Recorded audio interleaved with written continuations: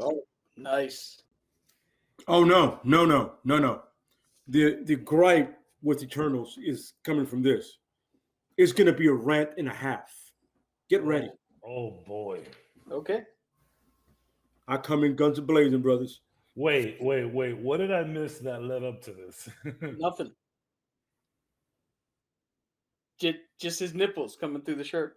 Yeah, that's pretty much it. Jeez. It's cold in here. Those are nice. Yeah. So, Led, what did you think of the movie? Oh, you're gonna be it's gonna be a shit show. Oh yeah. Real quick, before we go into it, lightning round. Toad, did you like it? Yes. Cap, did you like it? Yes. Led, did you like it? Absolutely hated it. I like characters. I hated the movie. I'm somewhere in between. I liked it very much so, but it was a weird Marvel movie. Give me some DC vibes. We'll get into that in just a bit. There's a reason why it gave me the DC vibes. But oh no, sure. yeah. I don't know. There's a specific reason, I hit him up. Eternals is Marvel's whatever. Yeah, Bleak said that he's gonna be on soon, so. Right, yeah, ready? Yes, sir. All right, let's do this like Brutus. Yo, what's going on, everybody? It's your boy Toe Tags, the Nukkle Hedd Podcast. We talking about the Phase 4 of the MCU tonight. What? That's right. We got the excited man below me, Cabs. What's going on, Cabs? How's everything with you, man? Everything is good. I had a long day of work, but I have been itching to talk Eternals, baby. Yo, and my man the middle, Lay, what's going on, Lay, with the Captain America shirt? Ladies and gentlemen, I am coming through to represent one individual. That's Jack Kirby. We'll talk about that later. Oh boy! Shots are fired already, and my man all the way to the right with the slick back hair and the beard and the black shirt and the white door behind him, the forbidden door behind him. What's going on, Cap? I'm waiting for somebody to knock on this door to pick a fight. Oh, podcast. Let's get ready to rumble. Podcast number 100. We're gonna open. That was good. That was good. Oh yeah, it is. Yeah, podcast number 100. We'll open that door. Word. Got a long time to go. Word. And for everybody in the back that's wondering where the fuck show is, hopefully he comes and shows up today. He's been watching some shit. We've been talking all day, so hopefully he shows up late. Bleaks is supposed to be here also. He's dealing with some shit, so he's supposed to be coming in a little later also. So let's see how that goes. Question. So Bleak coming in late is kind of like our bit, right? It's a bit. It's a running bit. Yeah. It's just part of us. Okay, cool. Yeah, pretty much. Oh, I am so surprised. Where is Show? I am so surprised. Show is not here. Where is he? By the way, I'm really surprised. By the way, I am not sporting a regular comic book shirt. I switched it. This is one of my favorite T-shirts. It is a Sega T-shirt, and all around it are all of the Sega consoles ever created. Shout out to Sega. Okay. There's some of these shits that I never even seen before. Super cool. All right, let's do it. So essentially what you're doing is you're wearing the death of a video game console company on your shirt.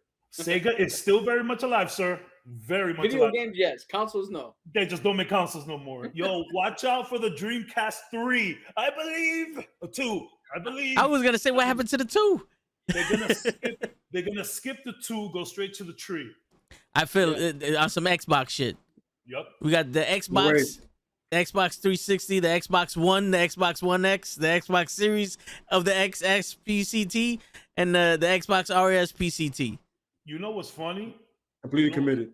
You know what's funny? Because now the last Xbox was Xbox One, and then the first Xbox is the Xbox, which people were confusing calling it Xbox One.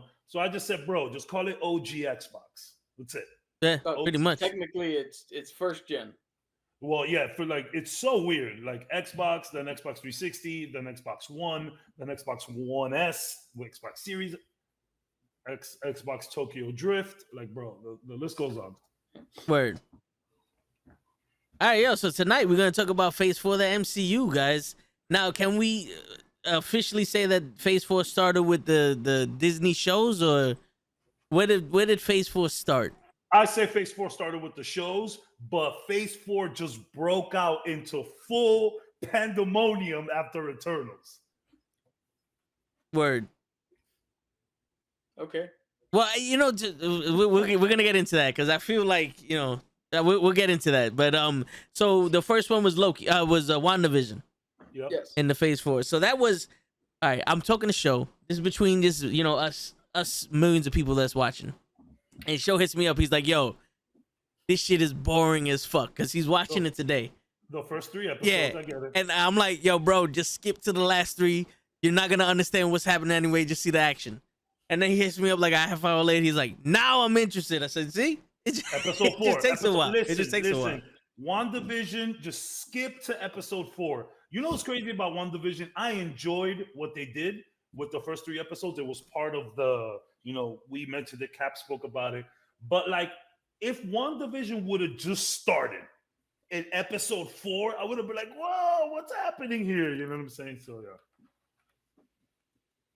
No, I hear you. It was interesting. But all right, so for my personal taste, it was interesting to watch because it was a bunch of what the fuck is going on. You know what I'm saying? Like if you watched it, flat out, binge watched it, Yeah. I think it would be better because you're like, what the fuck? And then you instantly go on to the next show and like, you have to have a good memory for the weekly shit.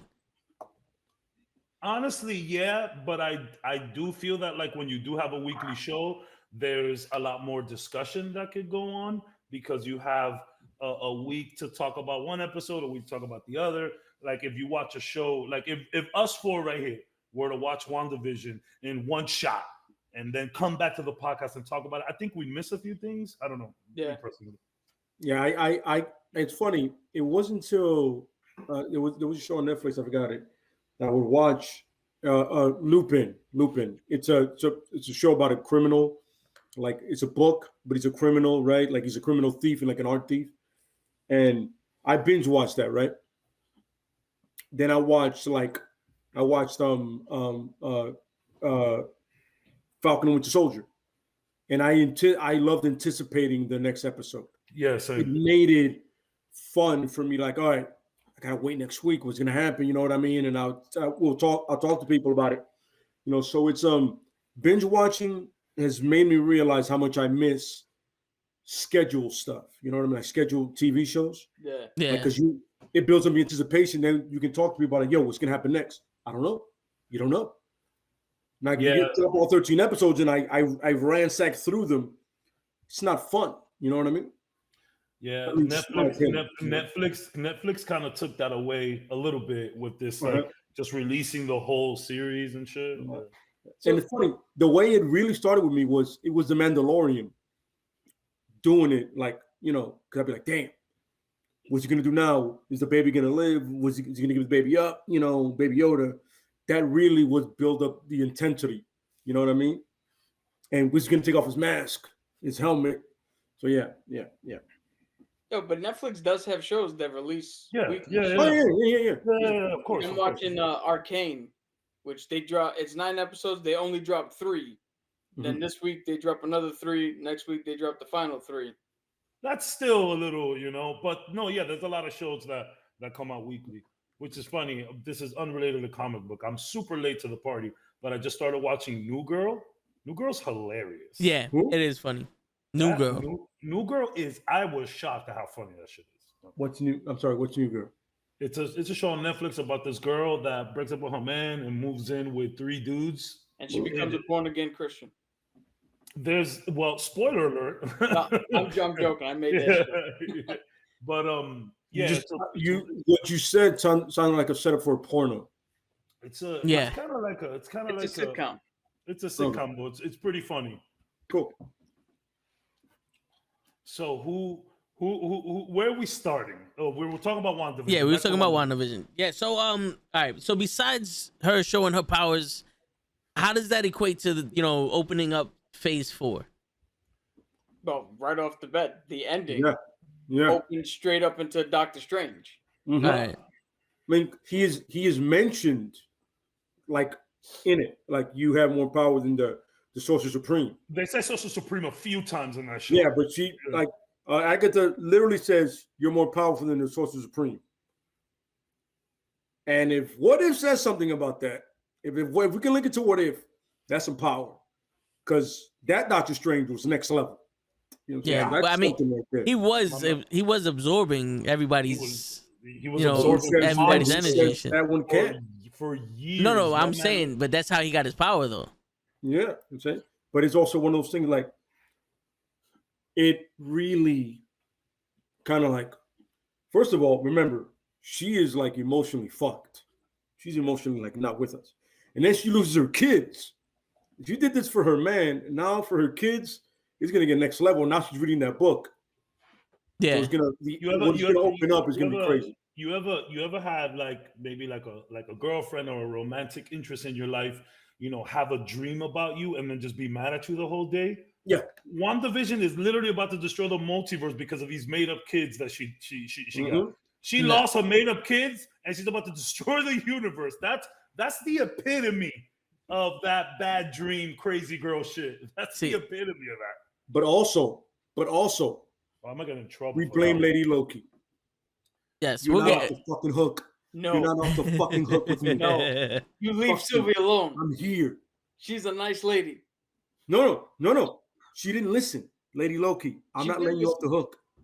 All right. If Star-Lord gets it, you get it. She listened and she followed orders exactly the way. This was all planned. It was all planned by Ken. Really? He knew exactly what was going to happen. If you shank me, she's gonna get worse. No, it's reverse psychology. It's reverse psychology, like in the Super Mario Brothers, when Mario asked Luigi where to go, and he says the tunnel so that he could take the other way. That's what really happened. He confused her. What he actually said was, if you stab me, you start a multiversal war again, and I'll be right back. Fix it, and I wind up right back here again. All right, yeah. It's a loop. Listen.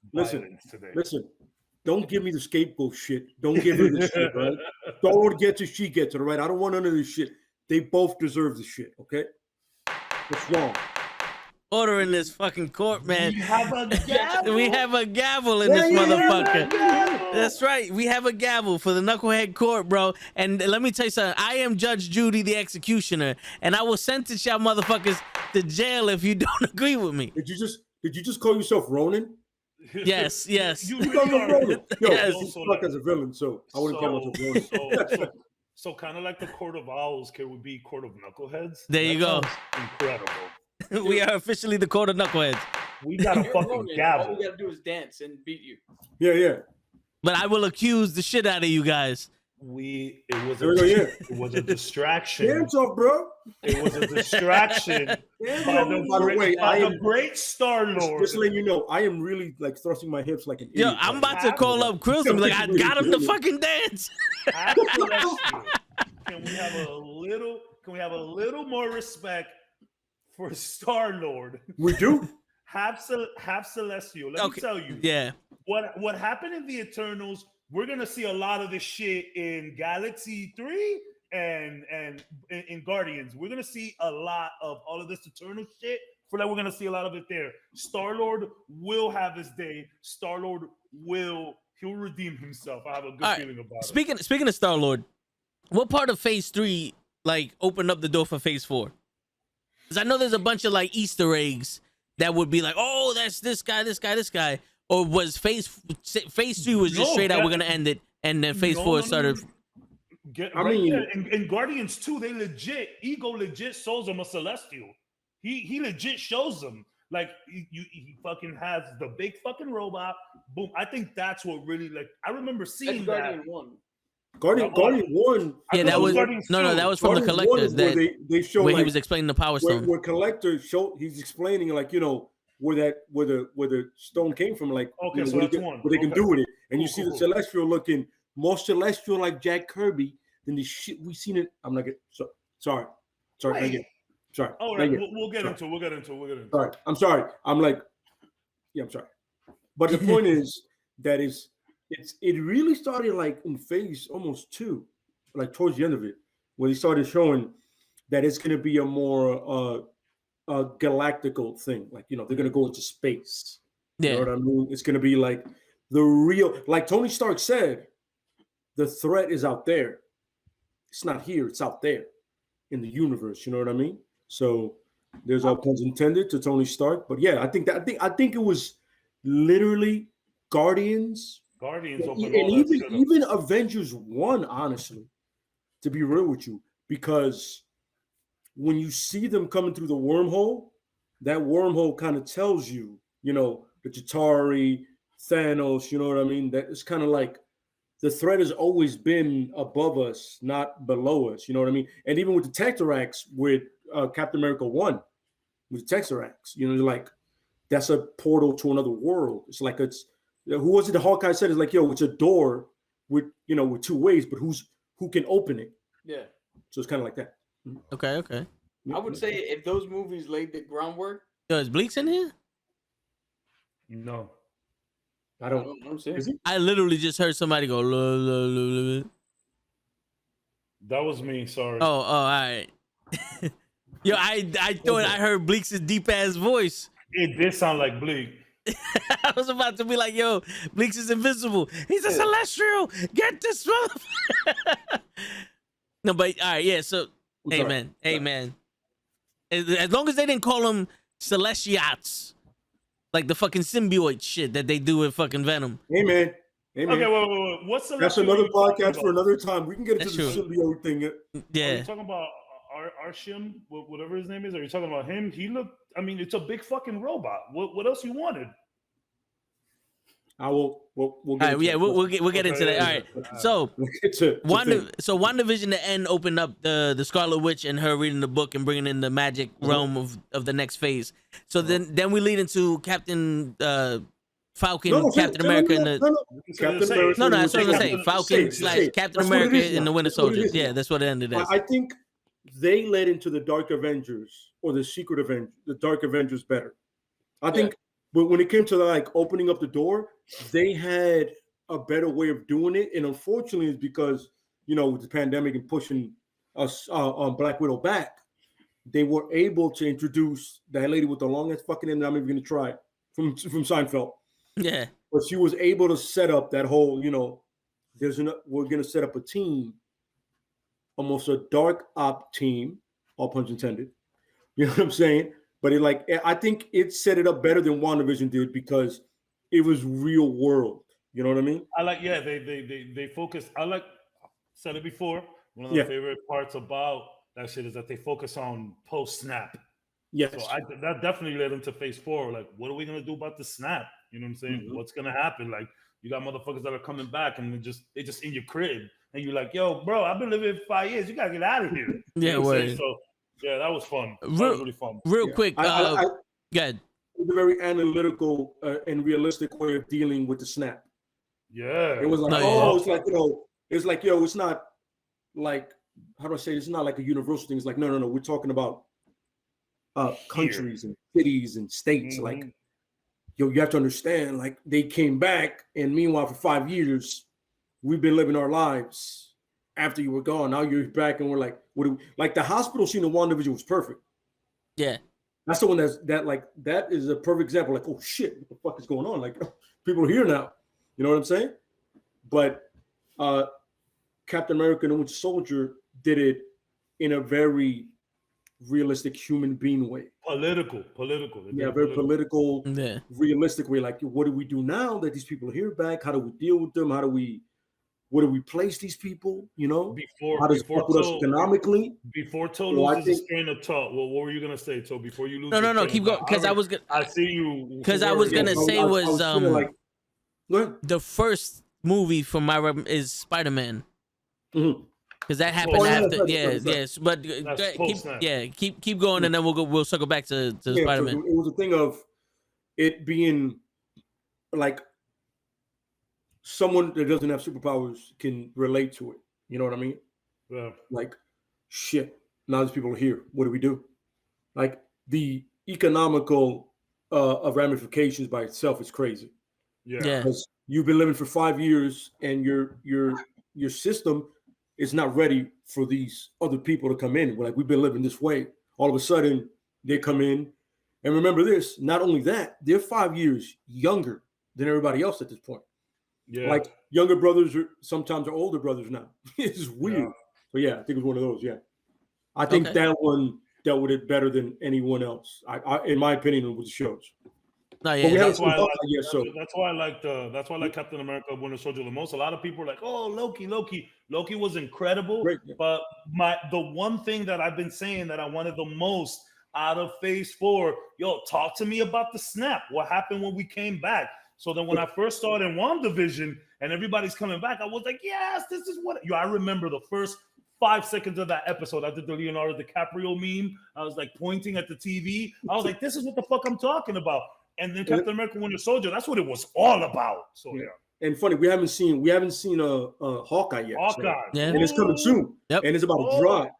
And Yeah. Hawkeye was really the first one 2 weeks. in that post snap, that like in that snap moment, like as a human, like you can really see it because he's like he has a family. Yeah. So he's like he lost the most I besides. was teaching my daughter how to shoot a bow and arrow. What the fuck happened? what did I miss?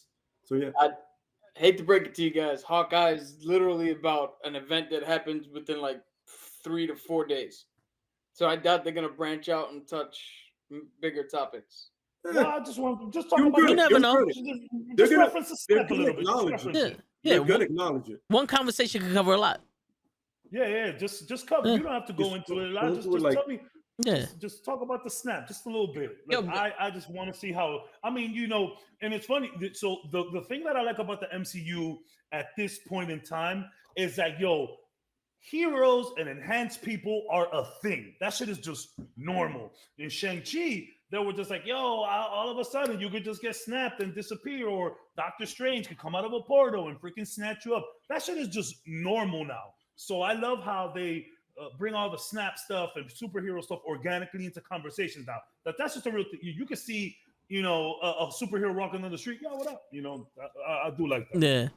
Yo, but going back to what Lay said was when you come back, you're actually younger than your younger brother now. They explained that in Spider-Man, Far From Home. And they also introduced the multiverse theory with Mysterio. Even though it was almost played off as a joke, he still pretty much explained what it was in the comics. He called it Earth 616. Like, by the way, did he not? One of my favorite lines in that whole thing of all time in any Marvel movie. And that he's like Peter's dorking out explaining it, and like Fury and Hill look at him weird. And he goes like that. I'm sorry. He goes, and then Mysterio's perfect line: "Don't ever apologize for being the smartest person in the room." Yep. Yeah. Ever fucking apologize for that, son. You're the smartest person in the room.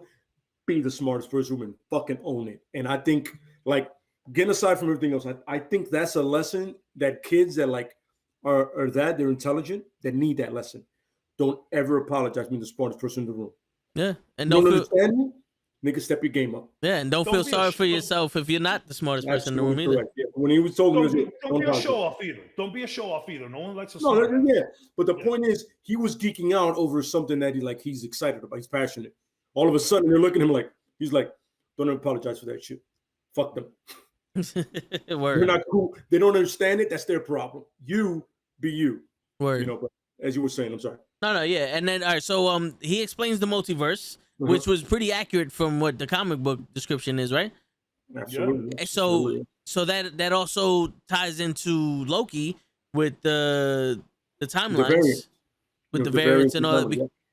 So were we living in a one universe timeline, or was it a multiverse in one timeline?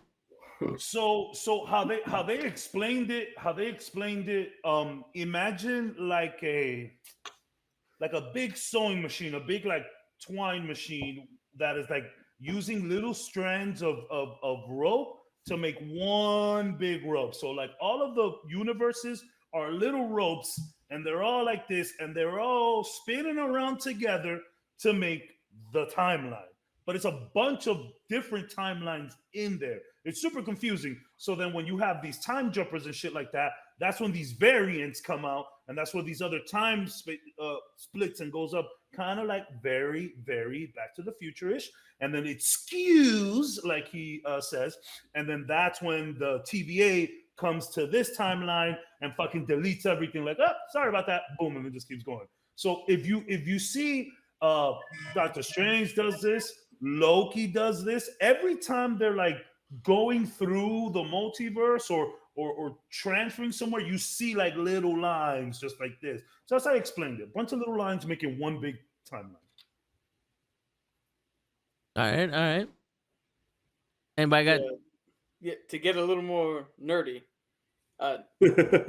So the quantum theory is that all time exists and is happening simultaneously At the same time. Yeah. So right now we're living in present 2021, but also happening is a different 2021, is a past 1976, a past World War II, a future event that didn't happen. It's all playing out at the same time, at the same rate. And the only, like, if you can actually do time travel, from what I've been reading, you wouldn't be jumping forwards or backwards. You'd be jumping side to side at different points. Yep. Okay. I mean, okay. I said that, but okay. I said that, but all right. No, yeah. It's pretty much. Somebody out there just got really lost. Yeah, but can we agree that it would spark the Deutsch complex? That's exactly where they took it from. That's Yeah. like 100% where they took the theory from. Yeah. See, I know some shit too. But wait, no. In what if? I mean, you. Oh, they got him. He's a variant. That's Did why you we look don't. in That's your why we don't say strings in here. Once you start talking about strings wound up, they get you. He got pruned.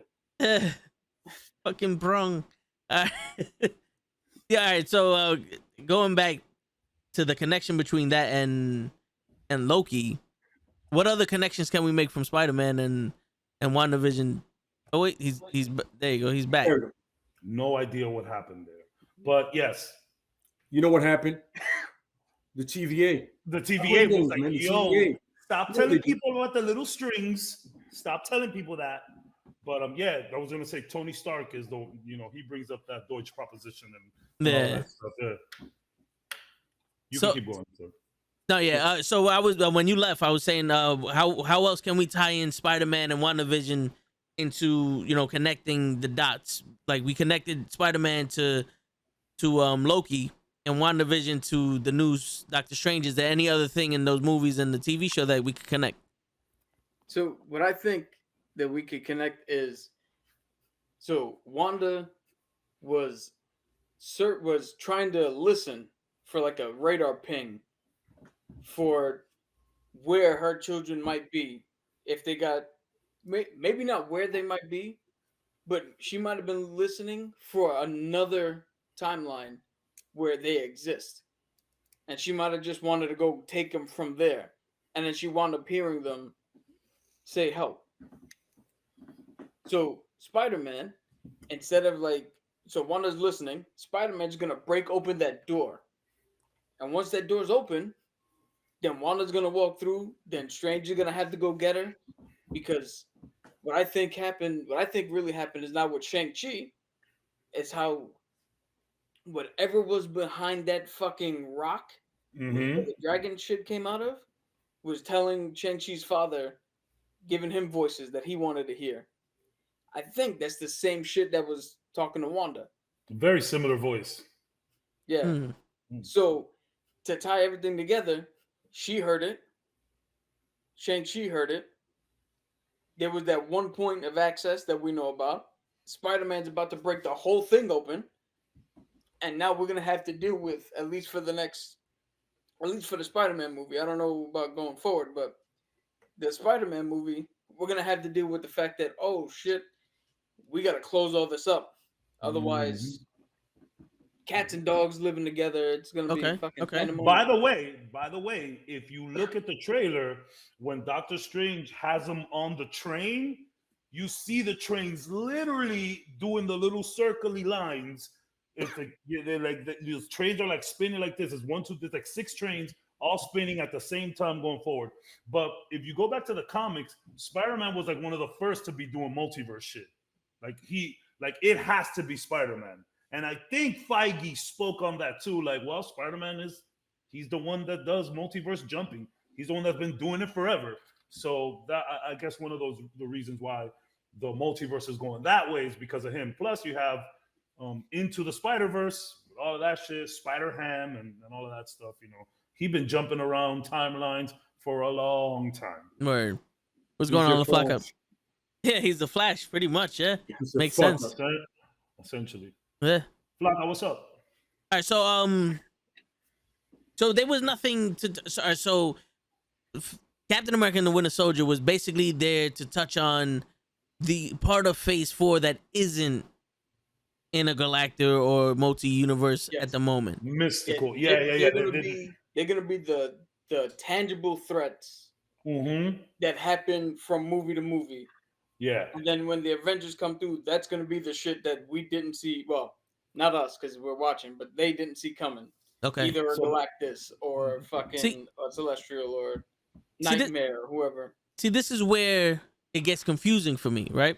Because we're gonna touch on Shang-Chi and Eternals later, but Shang-Chi and the Eternals, it seemed like, and spoiler alert, because this is part of the extra scene, it seemed like there's a bunch of teams now, all throughout the MCU. We have the Eternals, like the God team going to do God shit.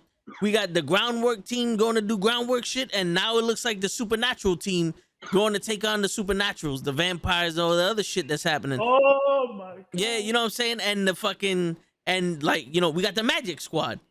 So it's confusing. It's like, yo, you set up so much shit to happen, but an Omega level threat is happening. Like, who's fighting this Omega level threat?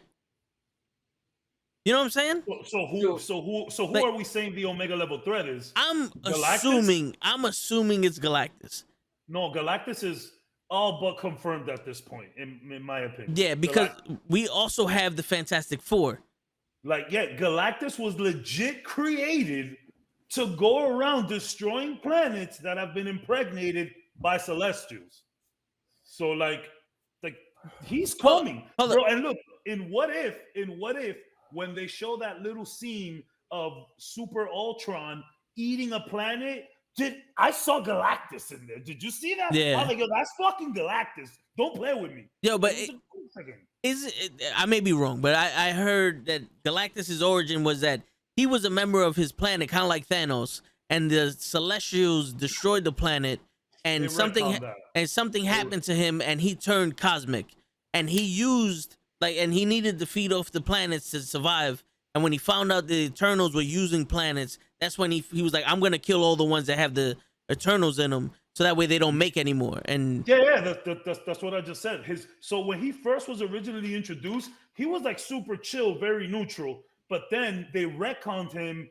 I don't know if it was like late 90s, early 2000s. They retconned him and they made that story where he's like just going around blowing up and eating planets that are impregnated with the Celestials. And he does need to eat these things to keep moving. Yeah. He needs to eat planets to keep going.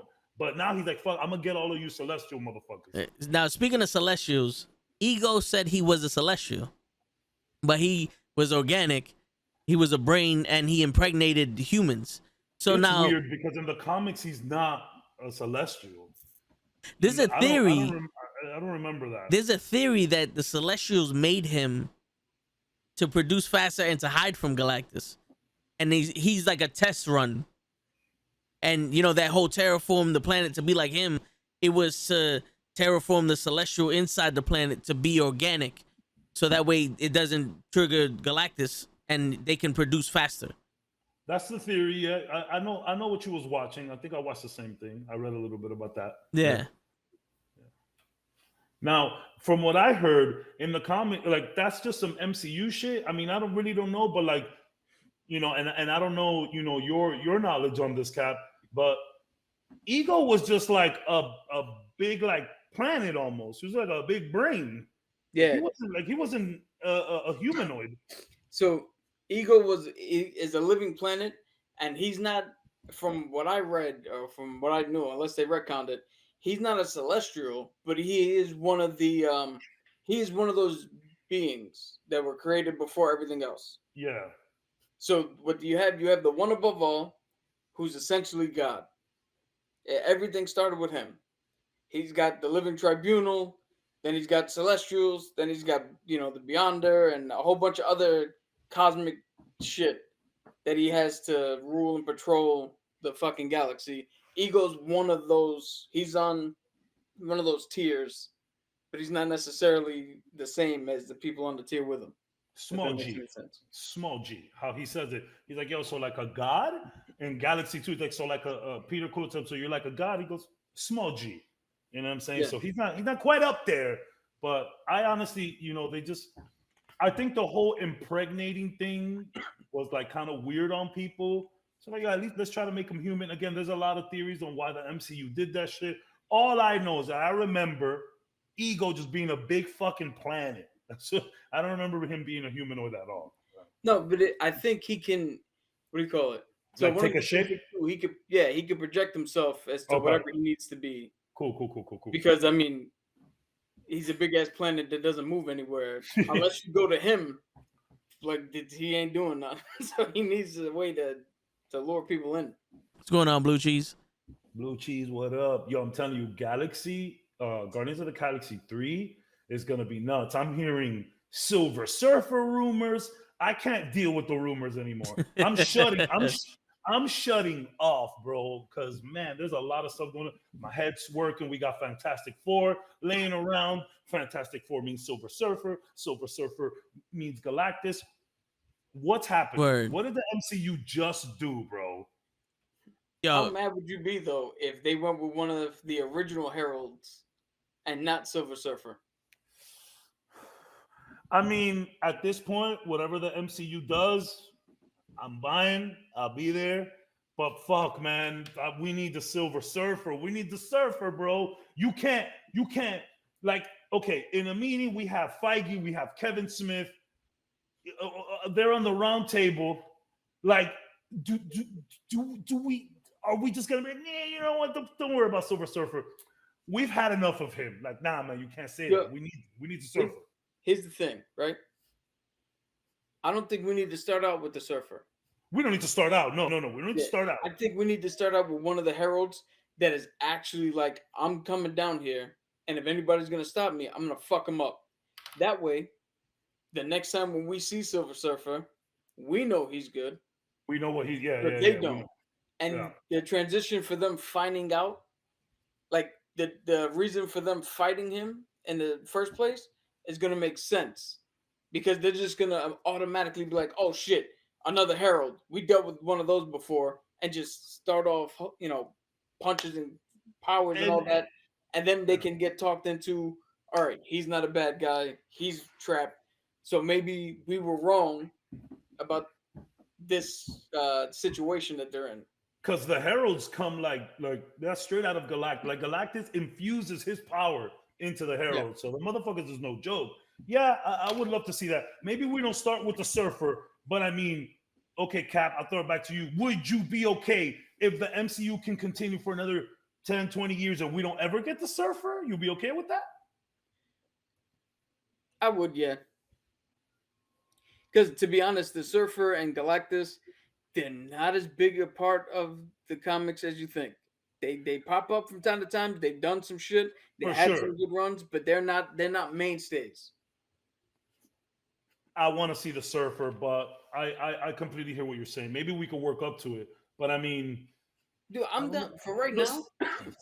There's too much going on right now. There's storytelling. Yeah. Which is why I enjoyed Eternals, and I wrote it on the chat. Some of the most interesting story, like the way they're like dishing it out, the way they were flowing with it. Some of the most interesting stories so far in the MCU. Not so far, but like after the Infinity Saga, that was pretty cool. Continue. Right. Yeah, no, it's all good. So moving on to Shang-Chi, which is the first movie in this phase after After Spider-Man. after Spider-Man and after the Disney shows before. Technically Black Widow, but Well, I mean, that was It was another supposed time. to be. Yeah. Yeah. But I mean, all right. So before Hawkeye, but Shang-Chi introduced the rings, and also like almost another dimension in that, where the dragon and the mystical arts and basically like the fairy tales that you would hear, and like new technology pretty much with those rings and like alien technology. So that definitely leads into Phase 4. Yeah. But now, if we have to worry about Galactus, Celestials, Kang, and now Fing Fang Foom, this is where it gets confused because it's like, now are all these movies gonna have individual mega level threats that they deal with, and then everyone's gonna come together to fight the Celestials? no. So what I think can happen is you set up smaller. So Thanos, we only had to worry about Thanos in the Infinity Saga. Now you bust it open. Now there's like 4 or 5 things to worry about. Yeah. So we don't go after the big one. We get one that's slightly worse than Thanos. Then another one that's slightly worse than Thanos. Then another one. And this is feeding us for years, building up to the big fight. And the whole time, Earth's going, yo, what the fuck? We just keep getting wave after wave after wave. Like, what the fuck are we doing? And then the big one comes, and then you could set up a thing where it's like, yo, are we really gonna fight? Like, how much more are we fighting this shit? Now we gotta fight gods. Now we gotta fight this shit. Like, that's how I would build it up to a point where because you can't do this for another 20-something years. Oh, you sure Every can. time the heroes are all like, I'll do it. I'll fight at some point, realistically, everybody's gonna be like, yo, dude, enough. Just come take the fucking planet. I don't give a shit. I saved this dude 2 years ago. He died of a fucking heart attack. Okay. I took a building almost fell on this dude. I saved him. He got hit by a bus the next day. Like, at a certain point, they're gonna be like, enough. Yo, but there has to be a line. That's the thing about heroes. It's never enough because that's what heroes do. They keep going. They keep the fight pushing. But there has to be a line saying, boy, do I wish we had a suit of armor around the planet. Oh, man. You know it's coming. It's coming. Here's the thing. I think they have to do that more for us. Because so here's the thing, right? Back in the, in like the 50s, 60s, maybe even earlier than that, Westerns was the thing. Mm-hmm. Almost every movie was a fucking Western. And then at a certain point, the audience went, yo, how many fucking times are we going to see a cowboy ride into town, shoot somebody at a fucking dusty street? Like, we can't do it anymore. And it wasn't that they were doing the same movies over and over again. They were getting inventive. It's just people got fucking tired. So if you're going to try to do this, you have to start you have to do something the Westerns didn't. You have to start acknowledging that not only are the audience might be getting tired of this, but the heroes might gotta start be like, all right, what the fuck's going on?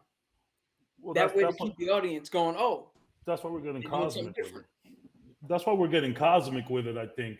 And it's funny you mentioned Westerns. I was just watching some shit about that because Westerns were getting so stale. They started making spaghetti Westerns, which is it's kind of a racist term. Just, hey, we're going to make a Western in Italy. We're going to call it a spaghetti Western. So it's weird, but it's right. Like, you're right. Like, I keep saying it all the time that we're going to be watching MCU shit for another 50 years. But realistically speaking, is the world ready for another, 10, 15, 20 years of this kind of buildup? I don't know. It's a good question. I know I'm ready.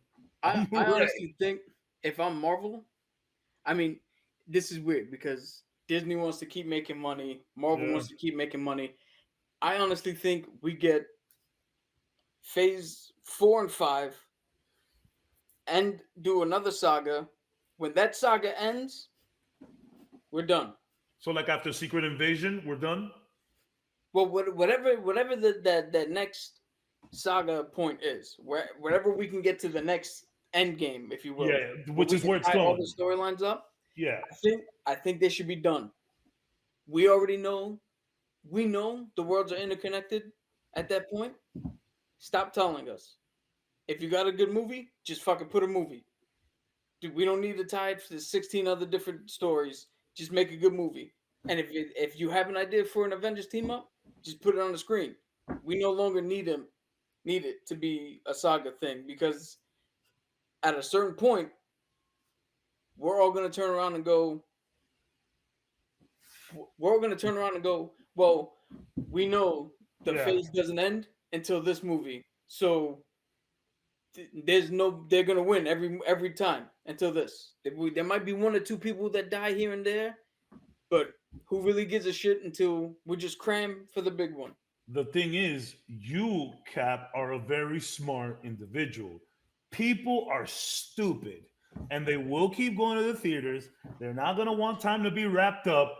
And I think, you know what's going to happen? The MCU is going to be like that old veteran athlete that just doesn't know where to hang it up. And they're going to make a horrible, like, Spider-Ham movie. And at that point, everybody's going to be like, okay, Marvel, let's take it easy. Although I would love a Spider-Ham movie. Just saying. But see, you can get to a Spider-Ham movie, right? If you start doing this, if you get to the next saga, you end it. And then you turn around and go, ladies and gentlemen, that is the official end of sagas. And then the director comes up and goes, yo, I have an idea for a Spider-Ham movie. And Marvel goes, oh, fuck it, make it. So what you're saying is... do that, and it's not connected to anything, and you can go in, and you can watch it, you can have fun with it. It's like, yo, this fucking shit was awesome. You go back to your day, you don't got to worry about, oh, the end credit scene ties into this one. Nah, I'm sorry. I say keep connecting them shits. Feed me. Feed me. But that's the thing. You said the people are stupid. Yeah. We know that they're already connected. So you don't need to, I mean, if Spider-Ham shows up in another movie, nobody's going to be like, what are they doing? Well, they didn't say this was connected. Like, well, the thing is, and I want to hear Lay's opinion on this, but I want to. I kind of felt. I'm sorry to cut you off. I kind of felt like that with these last post-credit scenes. No, but the thing is, Cap, what you're saying is we're gonna end this and do the sagas, but now, from what I understand, there's a bunch of reboots that happens in the comic books, right?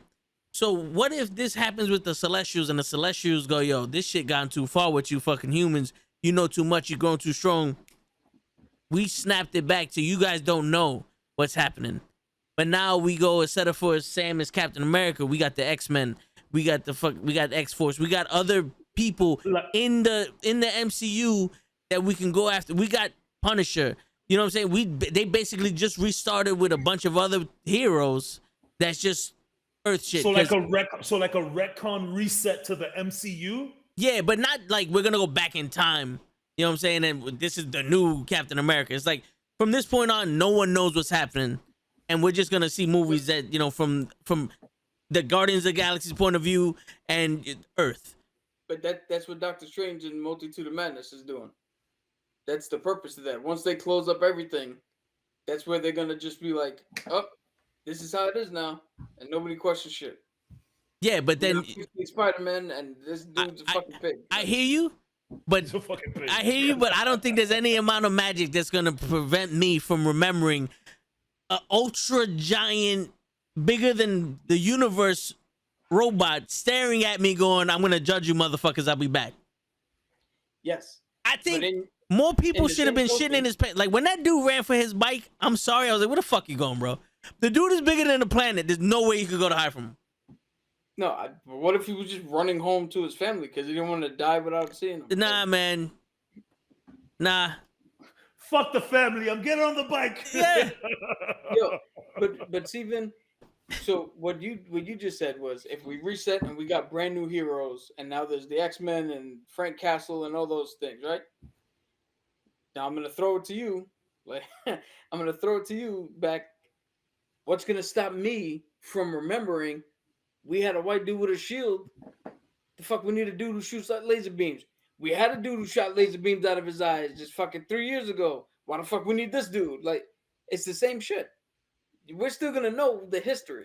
Well, all right, listen, I don't see anybody protesting when a new serial killer comes out, going, we had Jack the Ripper in London. You motherfuckers got to stop being serial killers. You know what I'm saying? So why is everybody going to get mad when a new hero comes? You feel me? It's like, I'm not saying people are going to forget Captain America and people are going to forget this. People are just going to forget the fact that there's 700 million other universes that have the same fucking people, and they crossed over to this shit, and we had a intergalactic, inter fucking universal war with Celestials. I understand what you're saying. I'm going off. You said specifically, from what I said, you said you would remember the past event.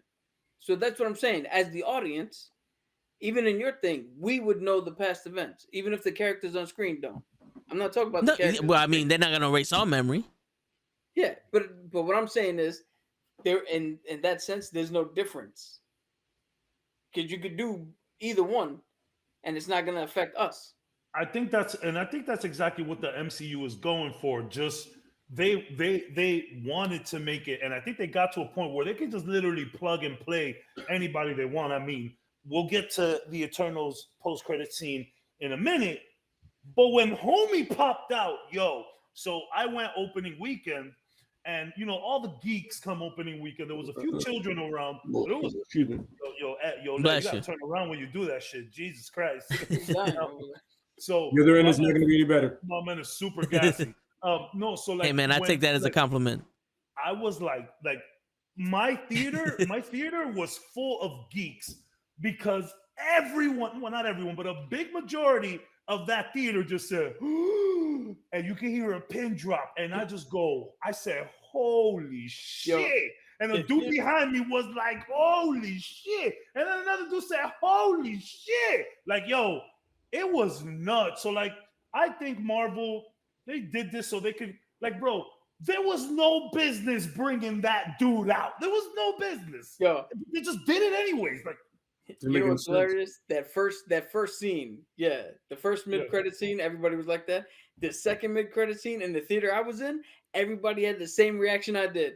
Like, who the fuck is that? We were all like, "What the fuck just happened?" Oh, yeah, I knew exactly who that voice was. Same here. I didn't. Same here. Exactly Because that person has a distinctive voice. Yeah, that's one of those voices that no matter where you hear it go, that's him. So look. Fuck, I don't want to get into it now. I know we're gonna save this for later, but a lot of people thought it was the Watcher, Jeffrey Wright. Clearly, that was a black person speaking. I'm not trying to be racist, but you can tell. Honestly, I didn't know. Yeah. No, I know, but I just hit me immediately. The only thing I've ever seen Mahershala Ali in, was Luke Cage. Yeah. So I don't have that history with watching. For sure. To recognize the voice. You could have had Howard the Duck, and I wouldn't have known.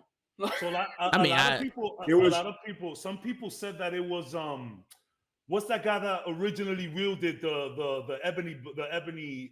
His ancestor. One of his ancestors. They said it was that. I was like, I'm sorry, but clearly that was a brother that said that. That's how I took it. I thought it was the Skrull.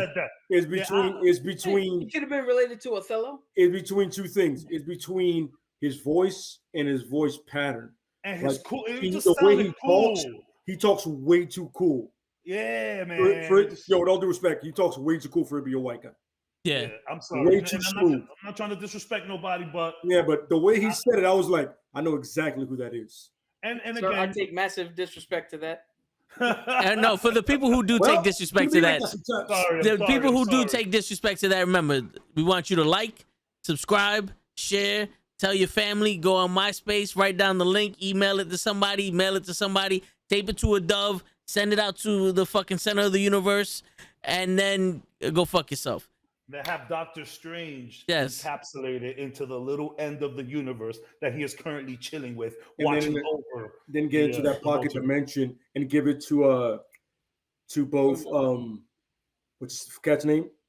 To Ant-Man? Michael B. Jordan. Oh, Killmonger and the other asshole that's in there. Make sure they like and subscribe too. Ultron. Why'd you have to bring him up? Oh, we're gonna yo, he's gonna come up again. But Lay, I want your opinion on what we was talking about before the end credit scene for Eternals. I want your opinion on it because we spoke a lot right now with what could happen, like what should happen, and all that other stuff. But you didn't get a chance to speak, so I want to hear your opinion on. Well, what I feel should happen, honestly, in all honesty, is fast forward both. Oh no! Both the X-Men, like what's going on? What's going on? Like what happened with that movie, right? It ultimately led to nothing until the post-credit scene. The way I saw it. Which movie you talking about? Eternals. Okay. It ultimately led to nothing until the post-credit scenes. Yeah, there were no stakes. But I'm gonna get to that later. Don't worry about it. It's gonna be a lovely, rageful rant. But anyway, I feel you with Doctor Strange, with the Multiverse of Madness, and with Spider-Man, you give us a peek into the X-Men and Fantastic Four, especially the X-Men. Wanda is the key to the X-Men. Mm-hmm. You do not lose this opportunity to introduce them. Either one or two things. Either she goes into another place and she kind of molds two realities together.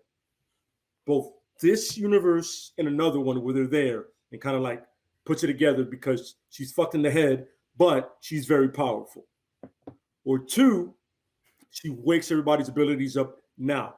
Kind of like a Terrigen Mist, but not. You know what I mean? That's what I'm going with. Kind of like a thing like that. Like, yo, they were always here, but all of a sudden, you woke up the gene inside them. Absolutely. And a lot of people relate that to the snap. She flips it the other way. Instead of like, no more mutant, she goes, awaken. And all of a sudden, you got everybody here. You know what I'm saying?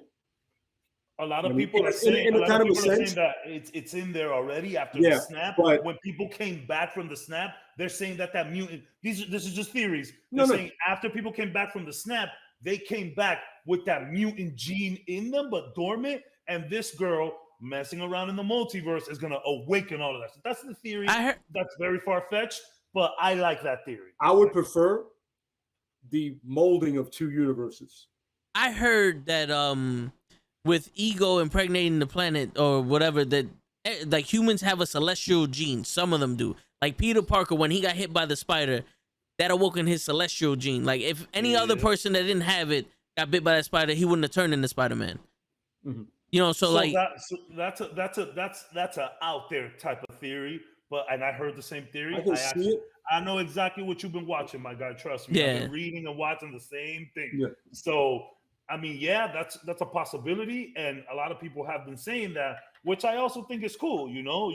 There's certain people that can bring that out of them, and Wanda is the key to the X-Men. That I'm not 100% sure, but it's probably the most certain thing that I am. That's the thing that I'm most sure about. That Wanda will somehow bring us to the X-Men, which makes sense. Sure. And with the Fantastic Four, there's one or two things: either they come through a portal after getting hit by the cosmic rays, like it leads to them coming here. You know what I mean? And they automatically think it's their universe. It's like their timeline or whatever. Yeah. And they're like, oh, so whatever. And they look at what is usually the Baxter building, and it's the Avengers Tower, and it's like, wait, that's not our thing. You know what I'm saying? It's weird. But now remember, the Avengers Tower got sold to somebody. To Kang. Either they could have arrived and bought it beforehand, or Kang got it. Either one, you know what I'm saying? Or, same thing. When you mold the realities, they come over from that reality to this one, and you're like, that is no longer the Avengers Towers. Because remember, in this point in the comics, the Avengers headquarters is Celestial's head. Okay. Nowhere? Is that nowhere or no? No, it's not nowhere. On Earth, there's a Celestial head. That's their home base now. So Tiamat? So now we have a Celestial. Fucking God. We have a Celestial now floating in the fucking ocean with his hand out. Tiamat looked like a Celestial, bro. What is the problem? He looked like him. He was yellow. He was even yellow and black, like in the comics. He was yellow. Once again, the Celestial now somewhere in the fucking ocean somewhere. Yeah, but man, he's just chilling on some He's doing the Randy Orton. My man's just Randy Orton. Yeah, like he's doing the Randy Orton. You can't see the other hand. You know, so that there's a possibility with that. God, I don't want to do that. But anyway, that's funny. You know what I'm saying? So my whole deal is this is the opportunity. And you already got Kang and these people coming, right? You already got the Celestials. But this is the time to bring in the X-Men and the Fantastic Four. Yep. The easiest way. You have an in because of the multiverse of madness. You have an in. Each of those groups has a trilogy in them, my opinion. Right. So that's 10 years right there. You have an in. That's 10 years already. And then right. and I think what they're gonna do with sagas, they could branch out into sagas within their own groups. So like whatever, we could 86 a group and just have them chilling in the back and then just focus on the Phoenix Saga. Phoenix Saga will give you another 2 movies. You know what I'm saying? You can have a trilogy with the X-Men, linking it to another trilogy that's happening with the Fantastic Four. Then maybe we could push off of that, and then we could just focus on another 2 movies, maybe Endgame, maybe Infinity War Endgame style, where you're just doing the Phoenix Saga. Shit, you could maybe get 3 movies out of the Phoenix Saga if you really wanted to, but if you might not want to do that. If you have any brains, you would use Blade and the Disney series. You tie them into the movies so they can mean more. You have Moon Knight. You have Moon Knight. Clearly, Miss Marvel's already doing it. You have Moon Knight. You have all these other stories you can do that they can come in to the movies. They go back out to the series, and you're like, yo, I gotta watch series because that's gonna impact the movies. I gotta watch the movies that's gonna impact the series. So it's like it's intertwining everything you already have going. You know what I mean? You can literally make it to the point is where I have to watch everything and it matters. And like Cap said, people are stupid. All due respect. Or, Cap said, honestly, they are. But the point is, if you tie them together, that's even more reason to watch everything all together. Yeah. When you bring in Moon Knight and all of a sudden he's in a Blade movie, you're like, wait, but he has a series. Why is he in a Blade movie? Then Blade comes over to his thing and vice versa or whatever. You know what I mean? So the thing is, this is the opportunity right now where you can cross over and make everything matter intelligently. Especially, you can bring new properties that can, like Cap said, that can give you more avenues. So you won't have to do the Avengers Mega Level Threat 87 million times. You can have the Phoenix Saga. You can have Galactus or whatever. You know what I mean? You can do these things. You can have Annihilation. He's one of those legit, like Fantastic Four guys that people forget about. Do you think that's you can have Apocalypse. You can have Sinister. You can do it as long as you introduce them right now. Push for it now. Next year, push for it. And when Shang-Chi, you can have Fing Fang Foom, but that's Shang-Chi's problem. Yeah, because I was gonna say, do you think something else comes together that they have to do? Like, you know what I mean? Yeah, I was gonna say, do you think that we're like the Beyond decides, yo, fuck yourselves. You have to have like the Secret Wars. There you go. Everybody comes in. Yeah. But otherwise than that, focus on their own individual problems. Even though a Celestial come out of the fucking planet, shield or sword is not. I'm sorry. Sorry. Go ahead. Wait, hold on a second. Hold on. There's a lot going on in the world right now to be stopping on a dime for the Celestial ship. Basically, Shield. Where is Shield? Where is Shield right now? What is Shield doing? What about Sword? We're fucking with Spider-Man.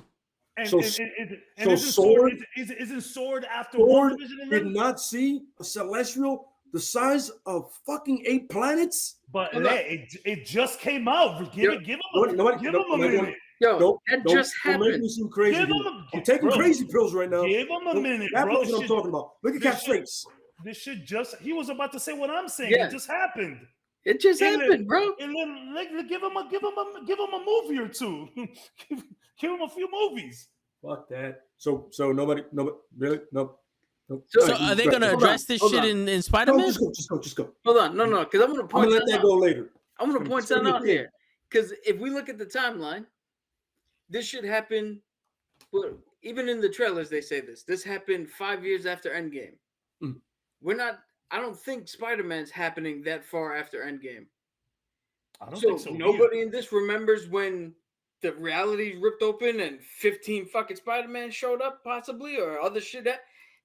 I mean, where the fuck was the response for that? Like, I'm not. Yo, you're not saying anything. I'm not saying at all. I'm with you 100%. What I'm saying is, Shield cannot be. When you Sword is never you that. see the size of that goddamn hand. Sword is not worried about that. All Sword wants right now is vision. That's all they're looking for right now. They're not worried about that. Shield, who the hell cares about Shield? The only plot hole with that happening that I'll give you some like, where's Doctor Strange? Doctor Strange ain't feeling this celestial shit going on. Where's Doctor Strange? You know what I'm saying? Well, that's not a mystic thing. He's only a mystic threat.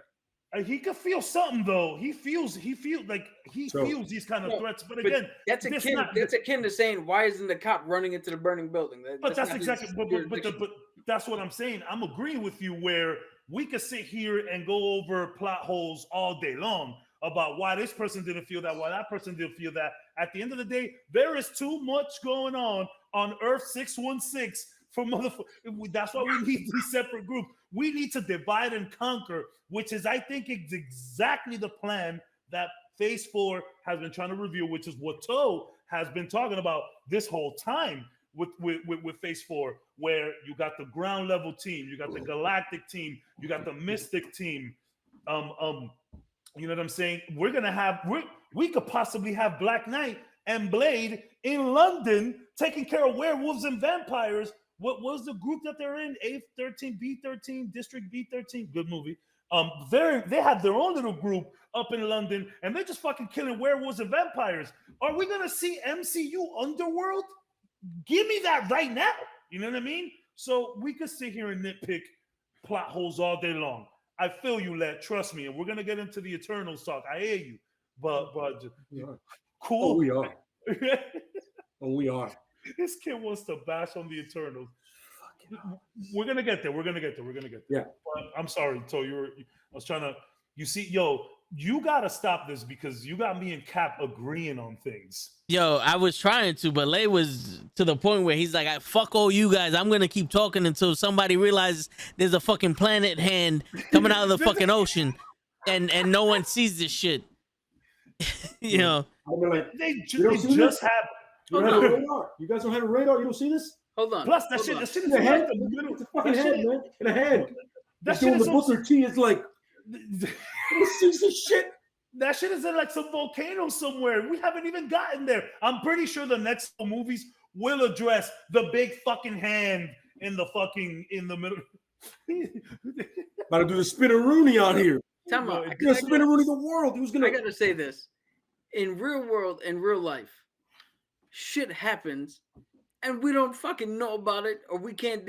A motherfucking in Los Palmas off the coast, in the Canary Islands off the coast of Africa. The fucking volcano's still erupting, spewing lava everywhere. All the time. What the fuck is anybody doing about it? Nothing. It's a goddamn volcano erupting. Nobody's doing shit about it. I just saw a story today that they've been working on a fucking machine that can capture the CO2 out of the atmosphere. They mix it with water and shoot it into the fucking ground to reduce carbon emissions. Before today, seeing the thing, who the fuck knows about it? Any of you guys see about it? Maybe shit's happening. That's what I'm saying. A couple years ago, the Sierra Negra, which is a volcano in the Galapagos Islands, we had a ship over there, and a guest was able to take a picture of the motherfucking erupting. I wouldn't have known otherwise. You don't see that shit on the news. All I'm saying is, give it a movie. Massive celestial head come out of those. Bro, give it a movie. Also, did that volcano spark an earthquake that was the biggest earthquake in the history of earthquakes? Because it was seismic to the entire planet. What happened there? Yeah, it wasn't like because if a tree falls down in the forest, it doesn't affect us. But if a tree falls down because of an earthquake that everybody on the planet felt, now we got to figure out why the fuck that happened. Here's the thing: do you know what the news coverage would be, Vin? A bunch of seismologists turning around going, why did the earth shake? This is why the earth shake. Here's where the fault lines are. Nobody, and I don't care how fast you think news travels, nobody is going to be like, yo, the earthquake 2 seconds ago. Oh shit, there's a hand. Cap. No, but S.H.I.E.L.D. would go, what the fuck is going on? Give them 10. Give them 15 It doesn't have to be us. It doesn't have That to shit, be. that shit happened with the last 5 minutes of the movie. Can they get a movie? Let them get Yo, one movie. No. I understand. If we No, go, no, no. Fuck If we Shield. go How one, about the if we go, UN? Right? Isn't there a UN here? Oh my Yo, God, yo, listen, bullshit. let's talk about the Yo. UN. I When understand something where you happens, come you from. call the cops don't fucking show up right away. It's true. Yo, hold The on. cops don't show up in fucking Real- 30 seconds. Real quick. A before tow we go truck off would the though. rails. A tow truck would show up real fucking fast, Real quick. motherfuckers. Real quick, if before we go on a 15-minute tangent, this shit literally happened the last 5 minutes of the movie. If we go the next movie and they don't mention this, your point is valid. But can That's unfair. can Because these guys get a? the next movie, Spider-Man. Oh, the way. Spider-Man might happen before this event. I'm But- talking about I'm talking about the next movie in succession in line Here's- after Eternals. You know, But the one that but comes that's- right after. Here's the thing though. Here's the thing one though. that deals after that, because the next two Not- that come out happened before this shit. That's what I'm saying. I'm not talking about Yeah. theatrical release. I'm talking Okay. about chronologically, like time Got it, after got the it. Eternal. If that next movie doesn't explain this, you guys got a point. But yo, give them an Yeah. hour, bro. Real Give 'em a quick. couple minutes. What people fail to what you guys fail to realize, yes, a head popped out in the last 5 minutes of the movie, but after they stopped it, they went on and lived their own lives. You know what I'm saying? No, there was yo, bro, the Celestial came down when this nigga was about to tell homegirl that he's the vampire slayer. He's the vampire slayer bloodline. He has family. He has crazy family history. They didn't kill a Celestial, and then she just popped up on the fucking park and said, "Hey, honey, I just came from work. Let's talk about your shit today." You know what I'm saying? Like they did stuff. Okay. Like there was a time between the head popping out and them killing it, and when homeboy came and said, "You fuck with the wrong, Yes. you Yeah, fuck with but- the wrong nigga."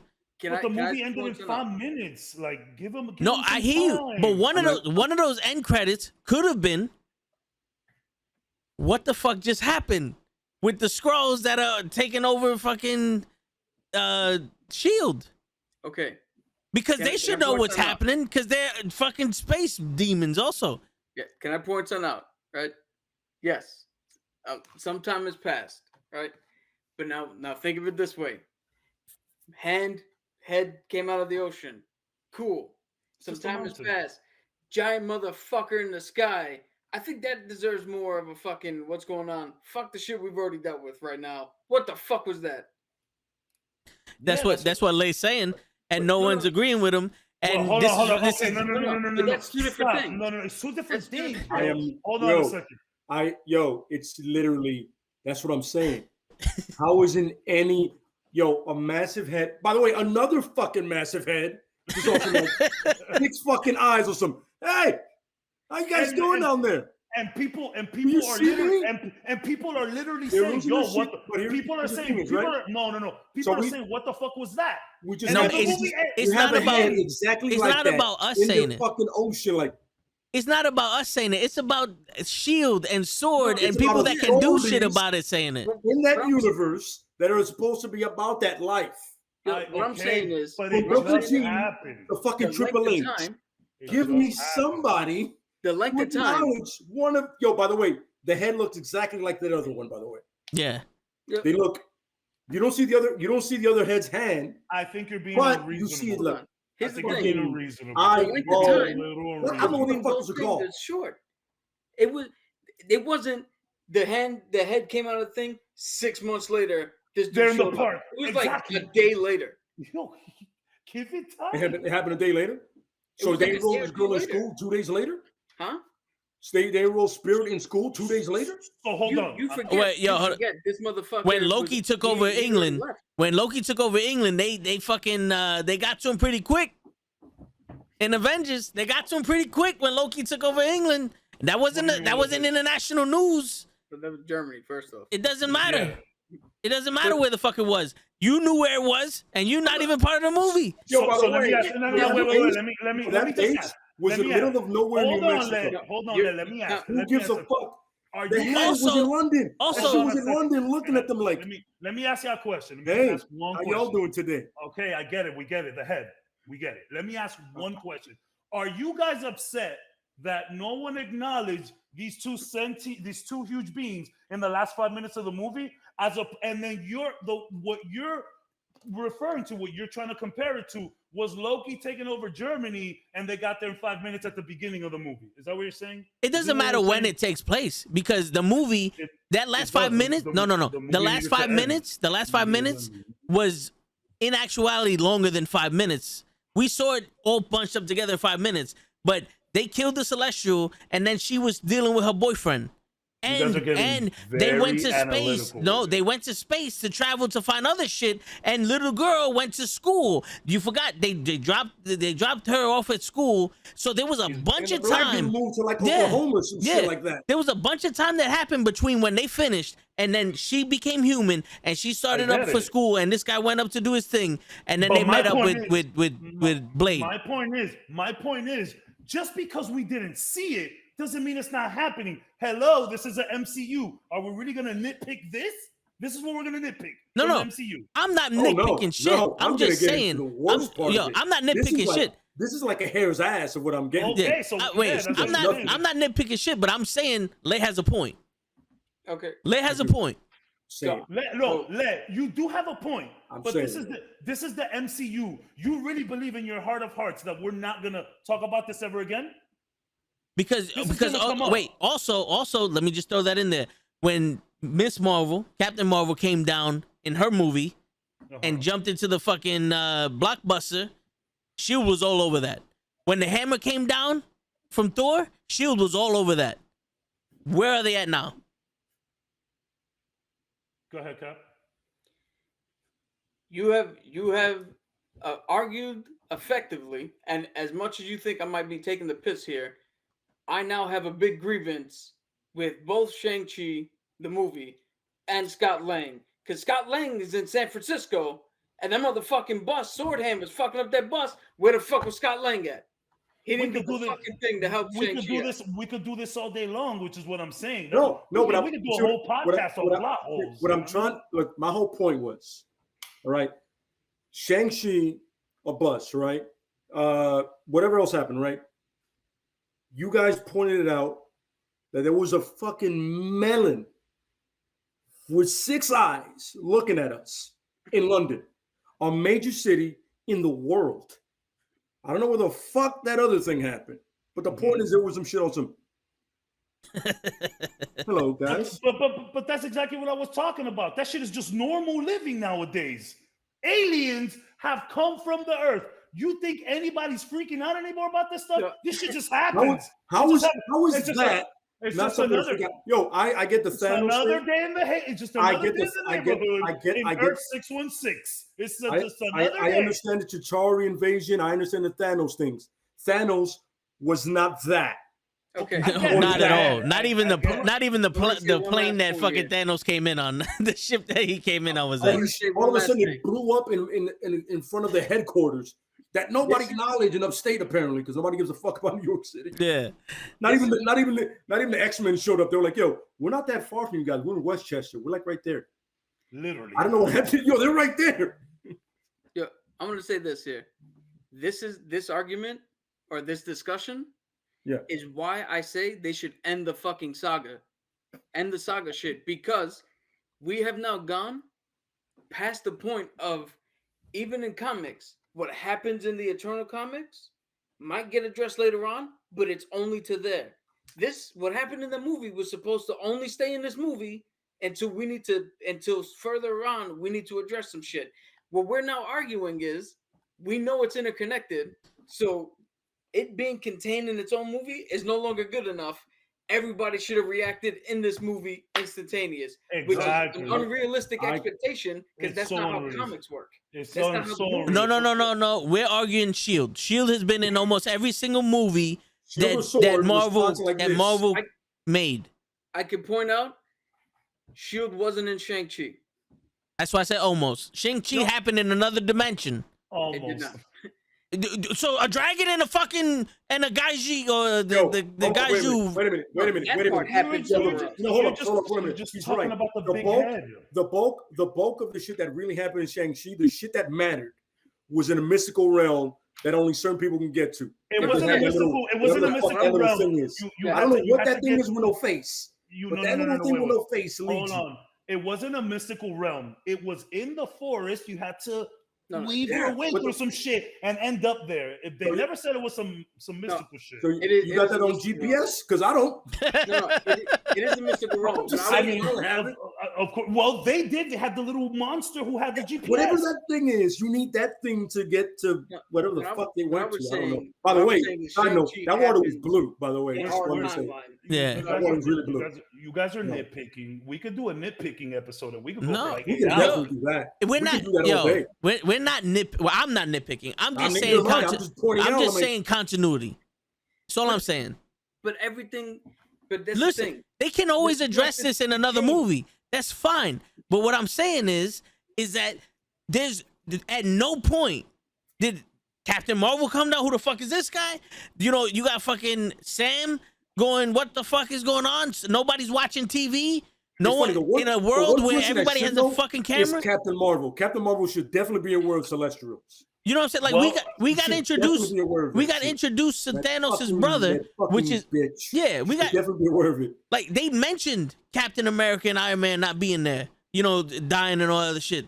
But you're telling me that when Sam, who just fucking solved an international crisis with the flag smashers, they were in the European area and all that other shit happening, so they have their eyes on that shit.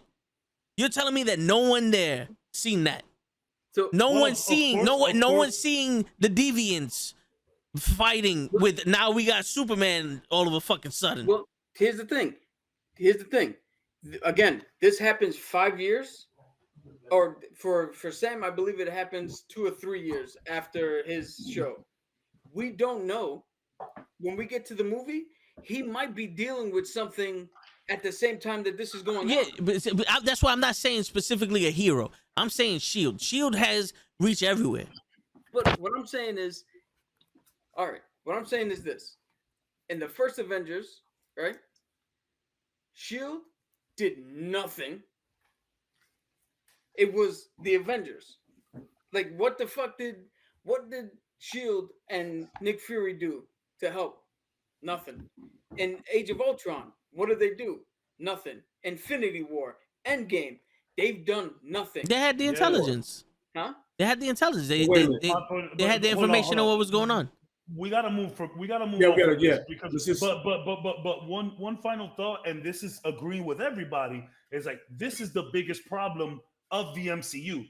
That's always the question. Yo, where was this person? Where was that person? At the end of the day, these guys are directing movies that need to do certain things, meet certain criteria, stop at certain places, start at certain places. This is the biggest gripe of all MCU fans. Like, yo, when Thanos first came down, like, or before, or when Loki came down, why I use that pager that Nick Fury had to call Captain Marvel? It's like, oh, that was only for emergencies. So, like, and then now it's like, oh, well, why can't the Watcher interfere? Why can't like we could do this all day long? I understand what you guys are saying. There is literally a big head, water, this big ass Titan motherfucker. That's Attack on Titan. It's not Titan like Yeah. the Mad Titan. He's Good- there, what's and, good, Kenny? and everybody's just like, just another day in the neighborhood. That is the biggest problem with the MCU, and we can't spend too much time arguing about it. You I'm know? gonna say this is why. This is why I don't. I mean, I'm a fan of comic book movies. I'm a fan of comic books. We're in here talking about it, but I'm gonna say this is why I don't really like these movies being strung together like this. Is because for the people in the know, Yeah. we understand what happened, but for people who don't, they have those questions. But again, it's an unrealistic question It because that's is. not how the medium works.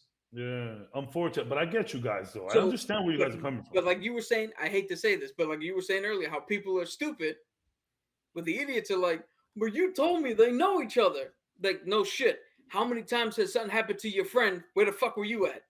Yeah, Like, shit happens independently of people, even big organizations. It just happens that way. but Nah, yeah. but you guys have a legit point though, because yes, I get what you're saying. Even if we had like 5 seconds of Nick Fury, like, yo, you seeing this shit? Like, I get what you're saying, but it's just that's not how they could have done that. You think the MCU couldn't have done that. They could have done that, acknowledged it You in know- some way. You know Or- what would have been? You know what would have been awesome? Not to cut you off. No. Homeboy's assistant, if he was a Shield member.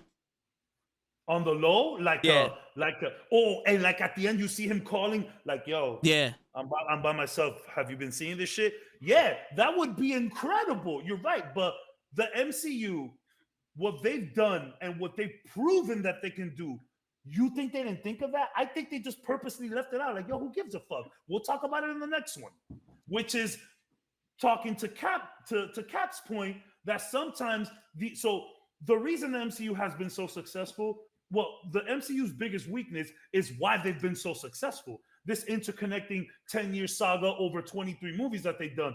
While it's been amazing and we stay at the end of these movies to watch these post-credit scenes, and while we theorize and we do this kind of shit, as cool as it is, it also leads to so much plot holes. Like let's be honest. When Captain America grabs Mjolnir, right? Captain America grabbed Mjolnir in the comics like 4 or 5 times. They didn't need to explain it. He's worthy. Go for it. But the MCU had done Ultron like 8 years before, and Captain moved it a little bit. They're like, well, if Captain moved it a little bit, why he couldn't pick it up? And what the director said is like, well, Steve Rogers is a good person. He wouldn't want to show up Thor. It's like, no, that's the excuse you're going with so that we can stop asking questions. You know what I mean? Like, that's what I think.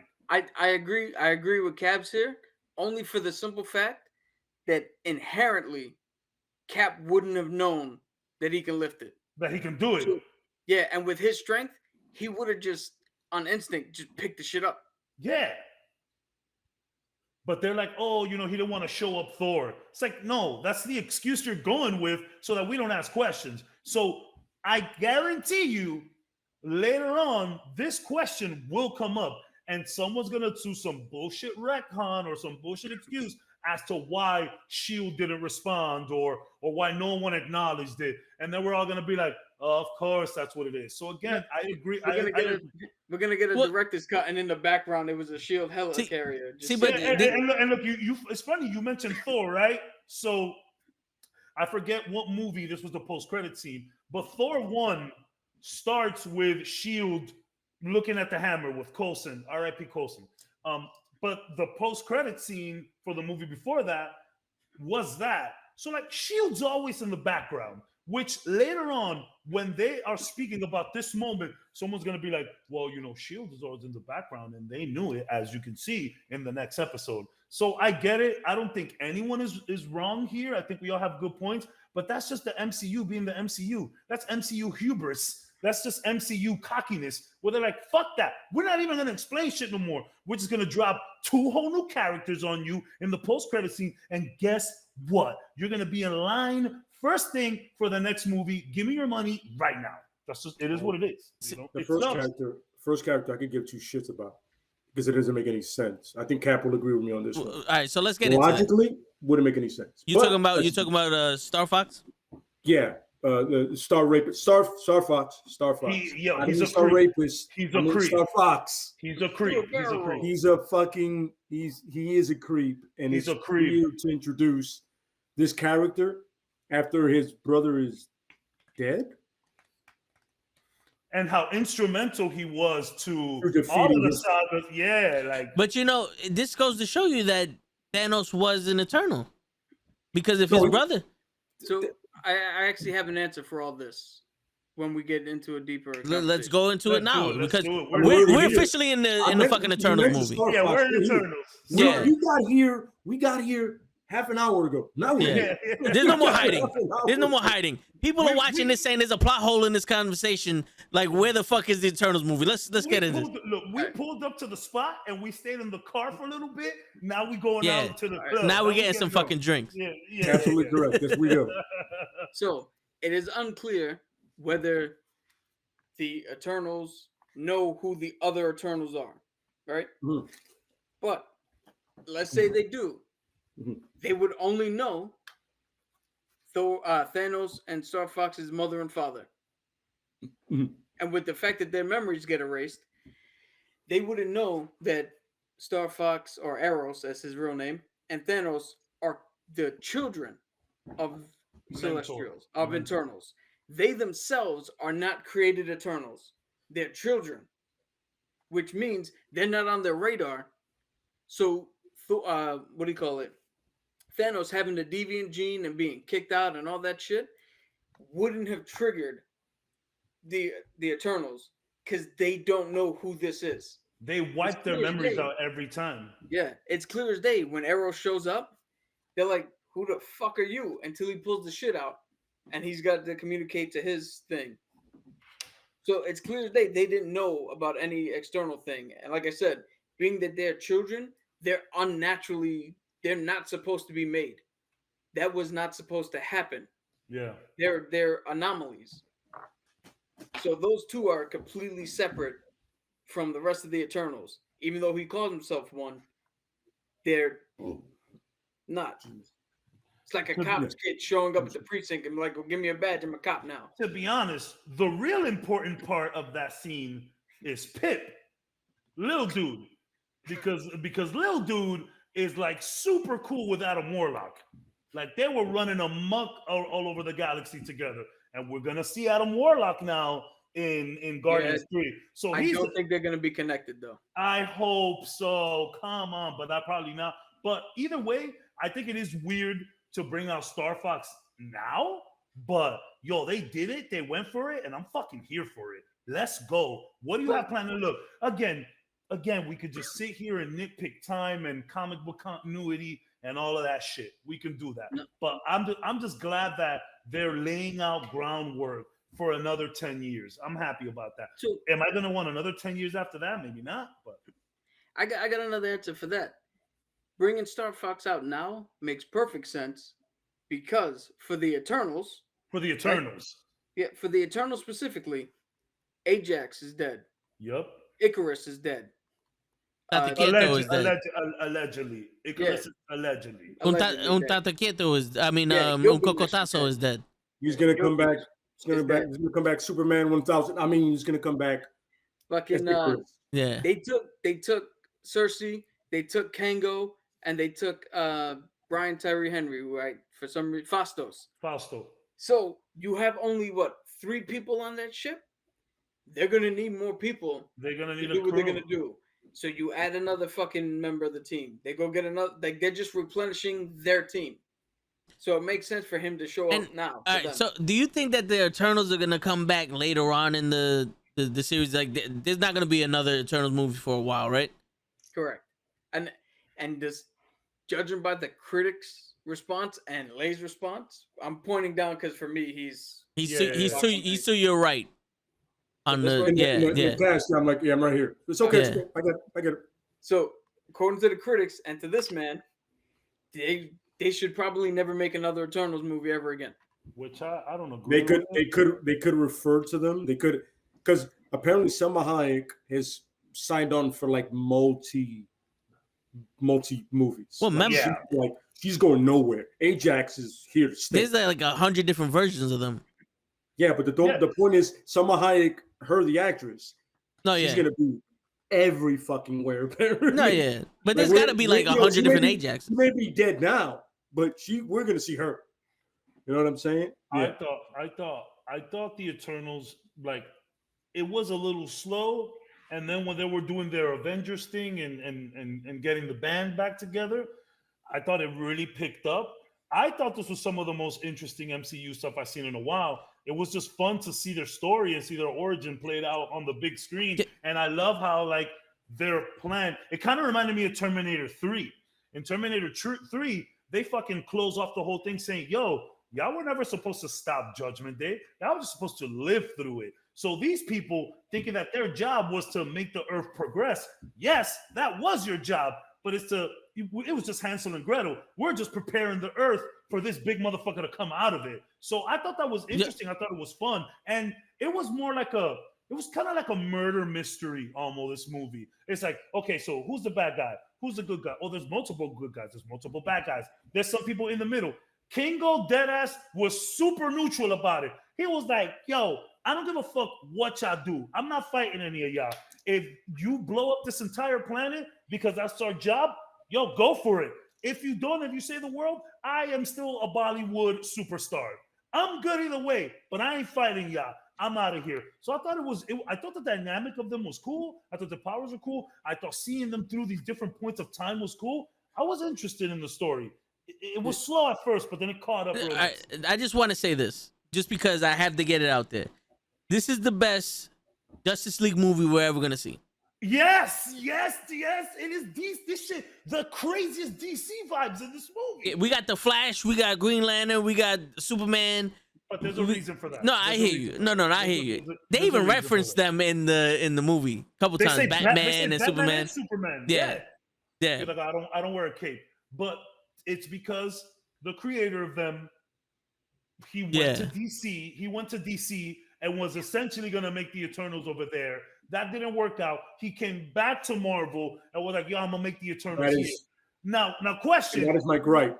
Why that ended up translating so much into a DC style Marvel movie was super weird. But yo, it's crazy that you said that. I said that immediately. The DC vibes in this movie was crazy. It was a lot more grown up. Look, it was a lot different than that, which is why I respect the movie, because they went for it. Instead of that basic MCU like plug and play type of template, they went for it. Bro, there was a sex scene in this movie. Hello. Yeah. The MCU don't do that. They had to cut that shit for international releases. And it wasn't even that crazy. You just see like some backs or some shit. You know what I mean? But like some shoulders.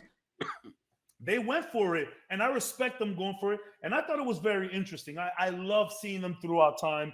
I love everybody thinking Druig was going to be the bad guy, because in the comic books, it's Druig that people really had to be worried about. He tried to make a whole bunch of shit go down. He wanted to be the Prime Eternal in the comic books. So everybody thought it was Druig, and shit, it could still be Druig later on. But when Druig came out of nowhere, smacked little homegirl in the fucking head with a rock, I said, oh shit. So now he's the good guy. And then Icarus turns out to be the bad guy. I'm not going to lie. I'm usually good at the subterfuge in movies. I did not have any idea that Icarus was going to turn out to be the bad one. I had no idea. I really thought it was going to be Druig the entire time, because I went with the comic book lore about it. I'm done. I enjoyed the movie. I thought it was paced well, because it's like it captured the attention with what was going on. It was a refresher for the Marvel, because it wasn't a lot of the same shit. Like this was bestowed upon me and now I'm a superhero. These were just basically, it was like a SWAT team doing a mission. And they were like, yo, the mission is over. And then they found out, nope, the mission's not over, but we all have lives now and we all have something to live for. Yeah, and you want to blow up the planet and erase our memories. We can't, this is not ethically right. And it brings up the argument, is like, who's right? Them for saving the planet, or the Eternals for saving humanity, taking one planet and making billions of other ones? Like, what do you do there? That's where the question is like, who's the right one? It's like, yo, we saved 6 billion people, but we could have possibly prevented 6 billion planets with population from being grown. Like, now what?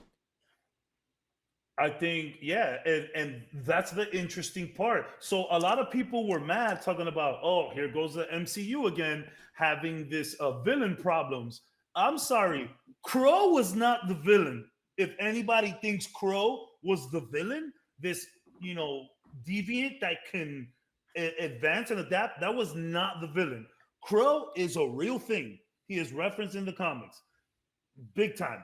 But that wasn't the villain. Was what Toe was talking about. That inner monologue.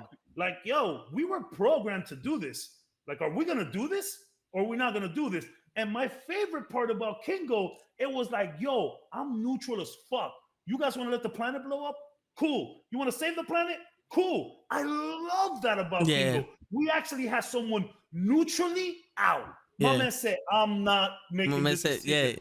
I thought that was so powerful. He's like, I agree with him, but I'm not gonna fight y'all, so I'm out. So I'm out, bro. That's so dope, bro. To me, that was really cool. So, like, yeah, it was a weird MCU movie, it was different because, like you said, so MCU movies, I might be stretching a little bit, but it's usually in the beginning of time, blah, blah, blah, blah. Then we have main character hero. He's going through his regular day life and tribulations. He finds the problem. He goes through this inner struggle to find out who he really is. Superhero, bad guy, post credits. That's a Marvel movie. Now, granted, some of them are better than others. This shit just was all over the. This shit felt like Marvel was making Dune. It gave me some really crazy vibes, and this is the problem that DC has. Whenever directors for these comic book movies try to portray gods, it's always dark and somber. Like that has to be very royal and all of that shit. And people just want to see heads being blown up and action, which we did have some good action. I thought there was some good fight scenes in the movie. I thought it was some of the better CGI that we've seen in the MCU for a long time. They blew the budget on this. This was a flex. The Eternals did not have to happen. You could have stuck those post-credit scenes anywhere else that you wanted. This was a flex. And I commend Marvel for trying to do something different. Now, because Le is winding up the pitch. I'm waiting. Before Le goes, I'm waiting. Cap, let me hear you. That's exactly what I was waiting for. Go ahead. Everybody else to get their, their say, and then I'm gonna tear this shit to shreds. Real quick, my favorite characters was Cocotazo and the Flash. Gilgamesh. Yeah. Got it. And Makari. Yes. Makari. Yeah. That's funny. Those are two of my three favorite characters. Everybody else can defend themselves. I like the driver.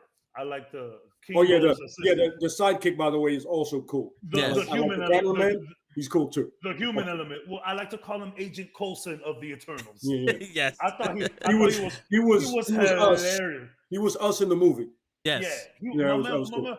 Like a Sprite. It's like, yo, how many fucking cameras do you have? Yo, I thought it was great. And Kingo himself. I think my favorite characters were Kingo and Karun. Karun. I think it's Karun. Yeah. Karun. Those guys really elevated the movie. Kingo was hilarious in that movie. My man is great. He's like, look, I'm making a story about Icarus. What do you think? Yo, these are my friend from college. Like, Go ahead, meanwhile, the dude knows all about him.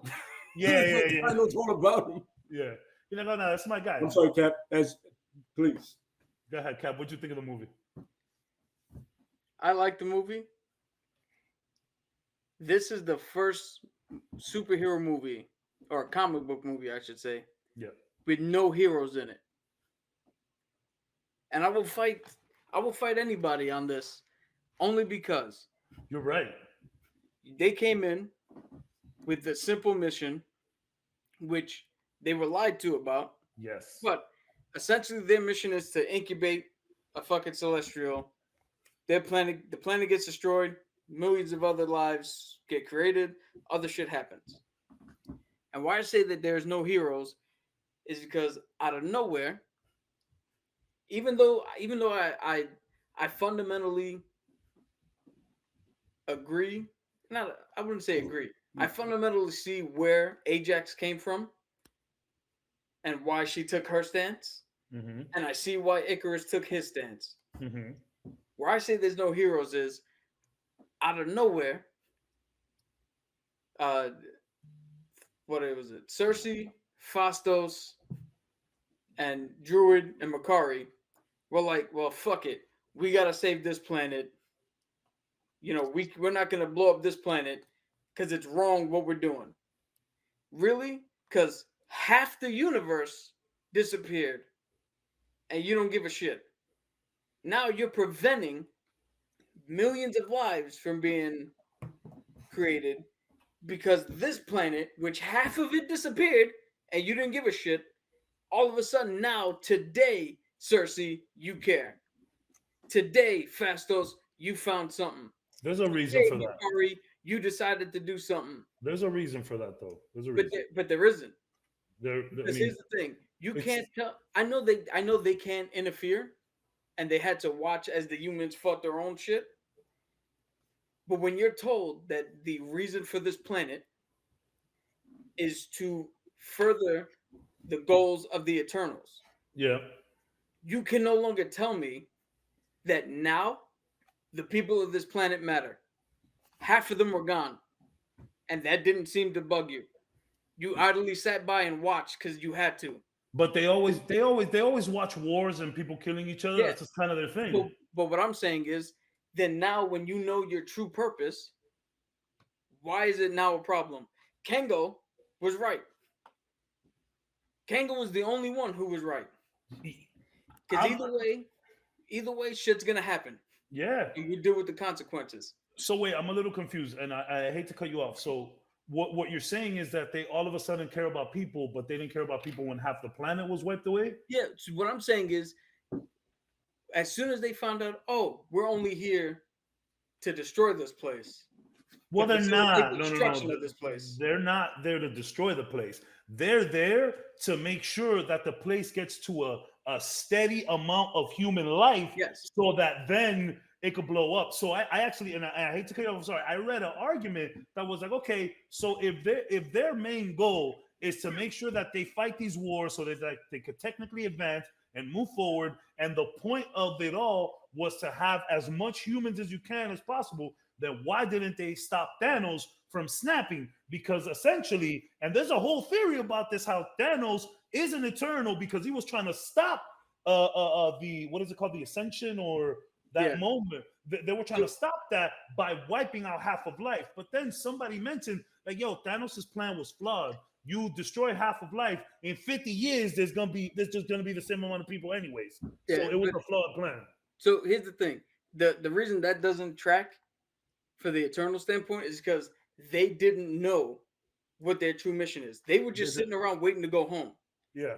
They didn't know the planet. They didn't know that their whole mission was to foster this fucking baby Eternal until it hatched. Yo, bro. But what I'm saying is, you watched so much fucking shit happen to this planet because they told you to. So now when you found out that your actual mission is this, now half of them turn around and go, well, fuck, who are you to tell me what? Yeah, you listen to him the whole time, and now all of a sudden. Well, no, hold on. I have a counter to that, because their point, so they didn't know their job. Their job was to make sure that human life prevailed. At the beginning of the movie, she coats the knife in gold, gives them the knife, like, yo, this is going to be the start of you guys being this amazing civilization. You know what I'm saying? So the reason they couldn't stop wars or interfere with Thanos and all of that shit is because after humans go through these cataclysmic events, or whether it's war or something, it makes them stronger. So every time they saw this happen, they idly stood back, because they were taught to think that when that happens with humans, it ultimately leads to progression. So then when they found out that it was never about progression, it's about having as much humans in the planet so that then this motherfucker come out and blow up the planet. Now they're like, yo, chill. I ain't signing up for that. That's what I think.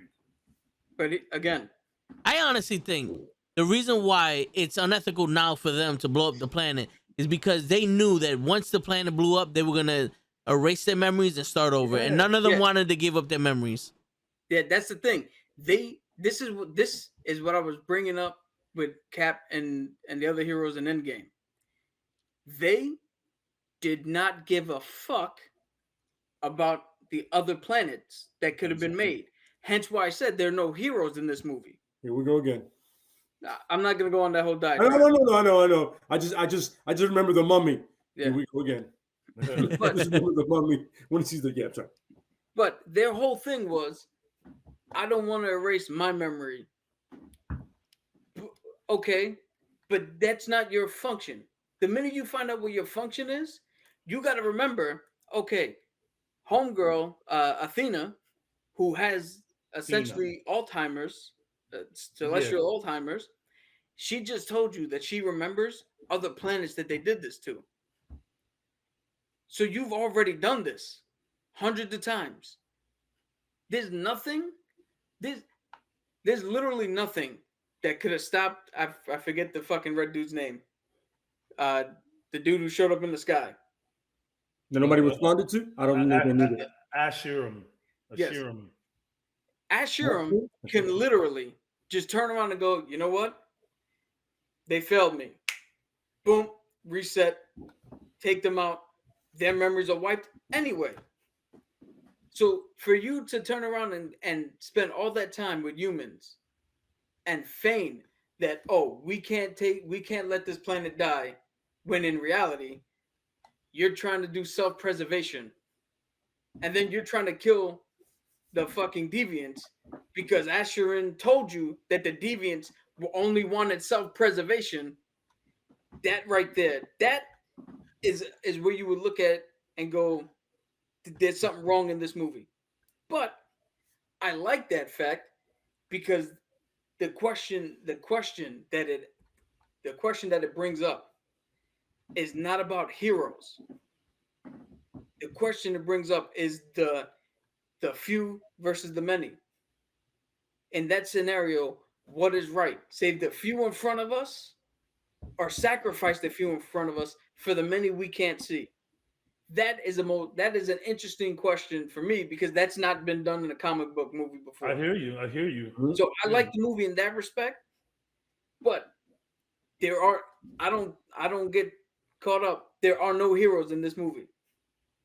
There's people you can root for and people you can like, people you dislike. There are no heroes in this movie. Because even when Homeboy turns around and goes, "Oh, thank you for all you've done for us. It's been an honor working with you in these last couple of days, and thank you for everything you've done throughout history." Cool. Fastos was crying because of his interference led to Hiroshima and Nagasaki. Mm-hmm. So as much as they helped, they fucking destroyed shit too. Druid held the whole fucking. He did a WandaVision. People hostage, which he thinks is peaceful, but he robbed everybody of free will. Yeah, what's the point of them living if they're gonna be a zombie to them? So like, there's a whole bunch of. I think this is what everybody's problem secretly, or not secretly, and I'm not talking about Lake because he's gonna articulate his thing. I think, like most critics, didn't understand that we weren't watching heroes as much as we want to see superpowers, and that's not the point of the movie. The point of the movie was to ask a question. Yep. That's what I think. That's why I like this movie, and that's why I think this movie's getting a bad rap because people wanted to see pew pew pew. They wanted to see Captain America. They want to see Iron Man, and that's the same thing I was saying. Everybody's like, "Oh, this is a horrible villain again." Bro, the villain is that inner monologue. I said it before even Cap started talking about this. It's like, yo, what are we going to do? And again, which is why I refer to Kingo. My man I'm washing my hands with this. I thought that was so dope. The man didn't want it. And I think that is the real thing about this movie, which is why I liked it. I'm telling you, this was like a murder mystery almost. It was like Galactic Clue. It's like, who did it? Who's going to do it? What are they going to do it with? What is going to be the end result here? And at the end of the day, it was that simple question. What Thanos wanted, what everyone wanted. Do we save whoever's in front of us, or do we say, or do we say, fuck it, destroy that and potentially build other life? I think that's the real question. Real quick. Can it build other life? Real quick before Legos. My thing is, like, Big Red Guy came down, told these people, you chose to save this planet from you chose to save this planet and prevent this guy from being born. So I'm gonna read your memories and I'm gonna see if this planet is worthy enough for that. If not, I'm gonna cast punishment. Basically, I'm gonna come back and finish the job. Yep. Now my head is like, if that was possible, why is Earth the only planet that shit's happening? It's like every time shit like that happens, there's always everywhere. No, but you know what I'm saying? Like there's always this planet is the one where, oh no, we need to save this because these people went from the wheel to the fucking automobile. But when you go to other planets, these motherfuckers are literally drinking cosmic energy, chilling with a fucking with shit that their armors or guns. It's because we live on Earth. No. That's why. I actually have an answer to that, and it's said in Endgame when they ask Captain Marvel, Lay's favorite character, and I keep pointing down because that's where he is for me. Lay's favorite character.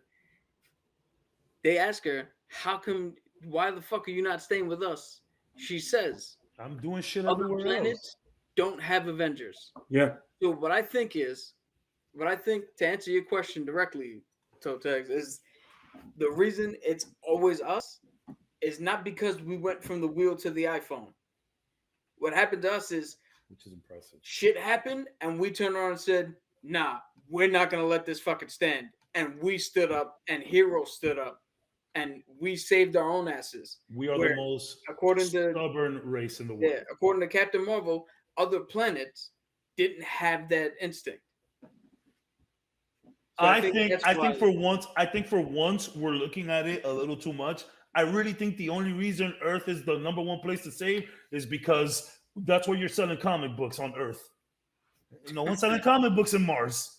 You know what I mean? No, that's but- why it's always Earth. That's why it's always Earth. Now I get where you're coming from. It's like, okay, so we make guns out of gunpowder. Meanwhile, these motherfuckers legit control magic and energy. No, you know what I'm saying? Like, no, I get it. There's obviously other planets and other universes that are more technically advanced than us, than that have more weaponry and can handle some shit like this, because we needed cosmic energy just to beat Thanos.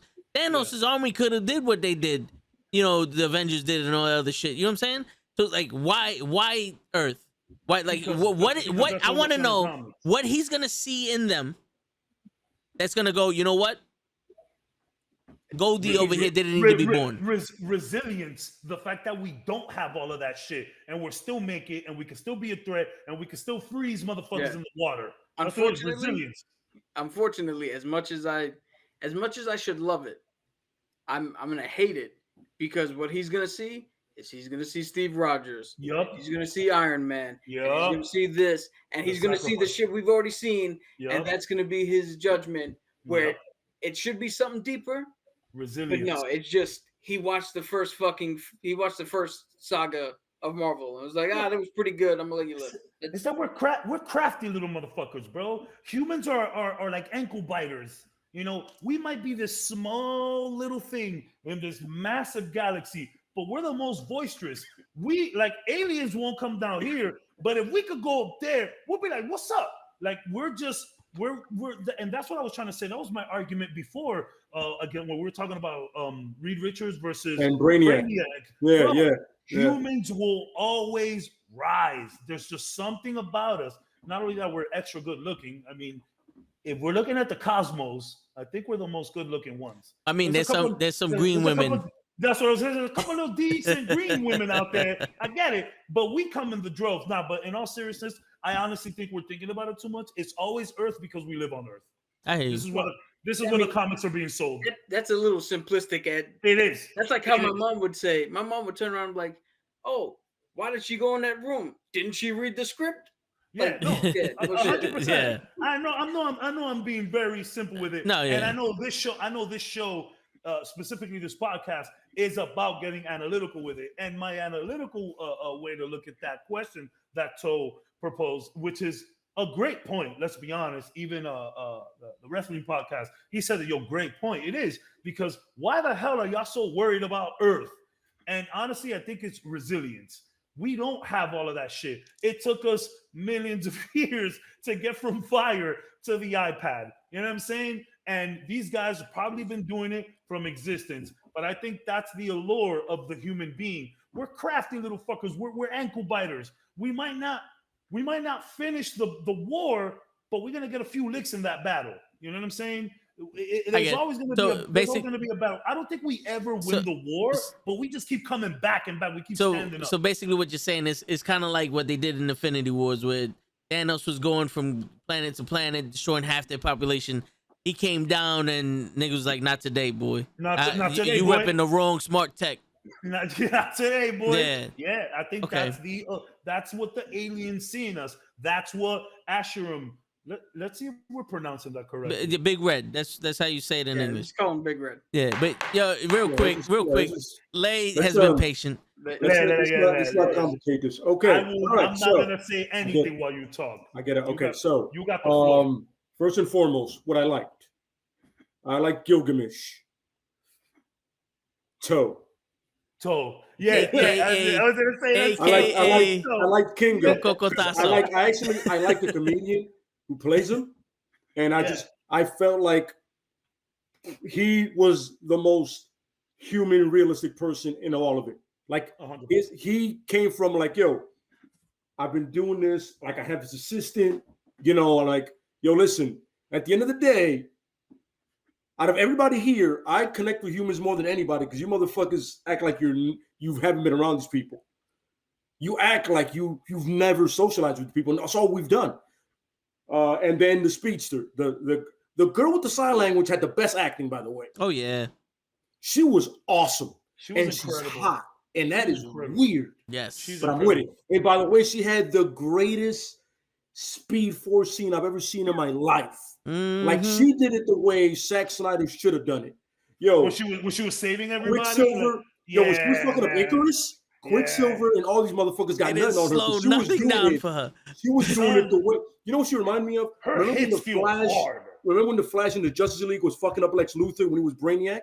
Yes. Yeah. It reminded me of that. Like, she came from everywhere. And I love when she tackles people, you feel that shit. I was so those are my, and of course Gilgamesh, because he had this. I do not like Angelina Jolie at all as an actress, as a human being, whatever. I don't give a fuck. But her relationship with Gilgamesh was just like love, but it wasn't that kind of love. It was like a brother sister. It was like a protective, and she could probably fuck him up, but he was like, "Yo, I got you." And then the one thing that I did love was when the speedster and the douchebag came in. The guy that looks like a douchebag, but besides Icarus, they were like, Fausto and the other guy were like, I don't like this. Yeah. I didn't like it. I was like, I don't like this. I don't like this. This shit needs to stop right now. Stop this shit right now. And then, like I said, I had no problem with Faust. I thought he was cool. It was kind of annoying because he wanted to advance stuff, but when he did advance it, it backfired in his face and he didn't see it coming. Yeah, he made him a hoe. That's stupid. Your man explaining to you before y'all broke up, the fuck is going on with these people? What's his name? The douchebag. What's his name? Durag. There you go. Durag explained to him that people are pieces of shit sometimes. You do not see you advancing these people that happening to them? Dude, seriously. You see them fighting in front of you and you're going to give them a fucking atomic bomb? Yeah, good call. That's a good call, Fausto. You're an idiot. You're an idiot. Yeah. Props to the same-sex couple with the kid. Yeah, I love to see that. I love to see that. To Icarus, from the get, I knew he was going to be the villain because he looks like a dick and he just came off that way. My man went full everything Homelander. About him. Full By the way, the Superman reference was so annoying. I like it. Because, that was Henry Cavill, just not Henry Cavill. Yeah. Let's cut the shit. It was Superman. His punch, that Superman punch, like they wide from the back, they come in from the back and he does it. I'm like, am I the only one seeing Justice? Am I the only one seeing Superman of Steel here? Nobody sees this? The Deviants. We all saw it. We all saw it. The Deviants. In the comics, they're human. By the way, I'm going to get to that. They're not all human. They're not all human. No, absolutely. No, but most of them are. They're not all especially human. the main one that they're talking about, Crow. He has a relationship with her. But the point is, for the most part, is the human-like. I don't know why they all look like these the Dinocons. One of them looked like How to Train Your Dragon. Exactly. See? So there was many different Eternal species. I'm not gonna lie, the design of them was weird. You're right. So but there are a lot of them that are monster like. Go look at Crow right now. Crow actually kind of looks like he did in the movie. Yeah, but in the comics, he looks like a man. He doesn't evolve into a man after stealing powers. He's a man already. But anyway, whatever. Here and there, right? And then we come to my real problem with this movie. First of all, I forgot. This shit felt long as fuck. I'm watching this shit. I'm like, I got to be 2 hours into it. No, I was only an hour into it, by the way. I didn't feel the expedition, the explaining to me like I'm a fucking moron. Their conversations, I was like, just get to the fucking point, Icarus. Please. Tell me, show me, or shut the fuck up and move on. But whatever, that's neither there.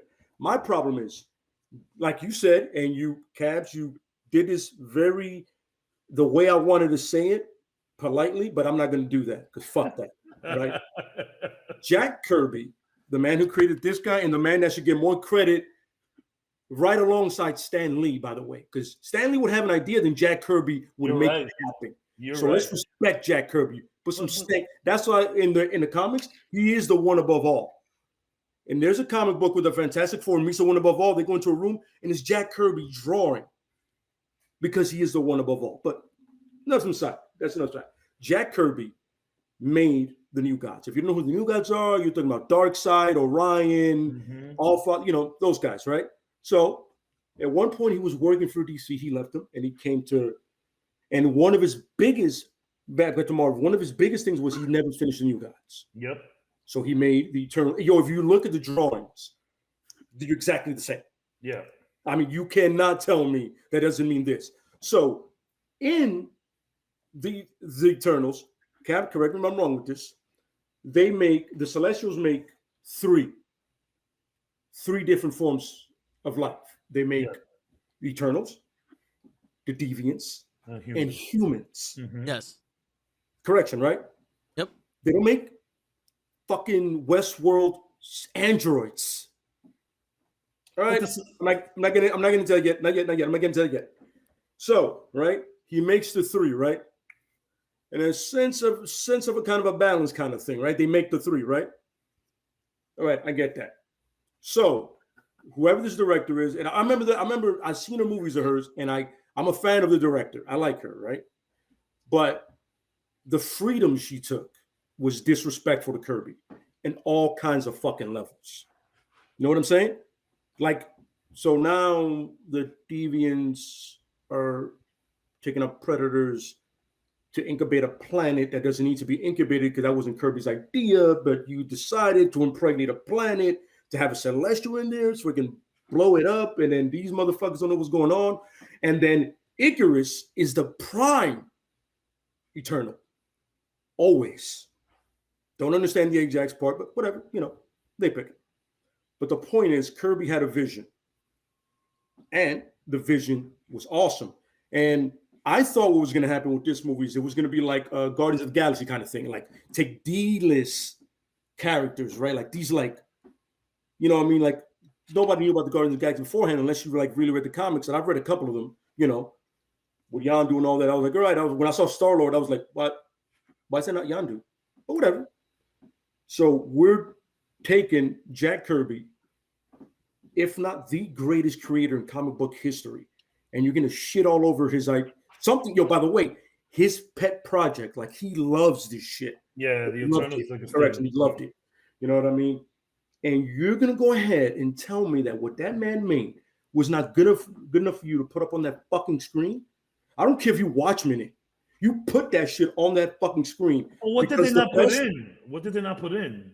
No, first of all, the Celestials never made the humans. The Celestials, Eternals arrive and the humans are already here. They never made them. There were monkeys here, and they experimented on the monkeys. What I'm trying to say is, and from the monkeys, they got Eternals,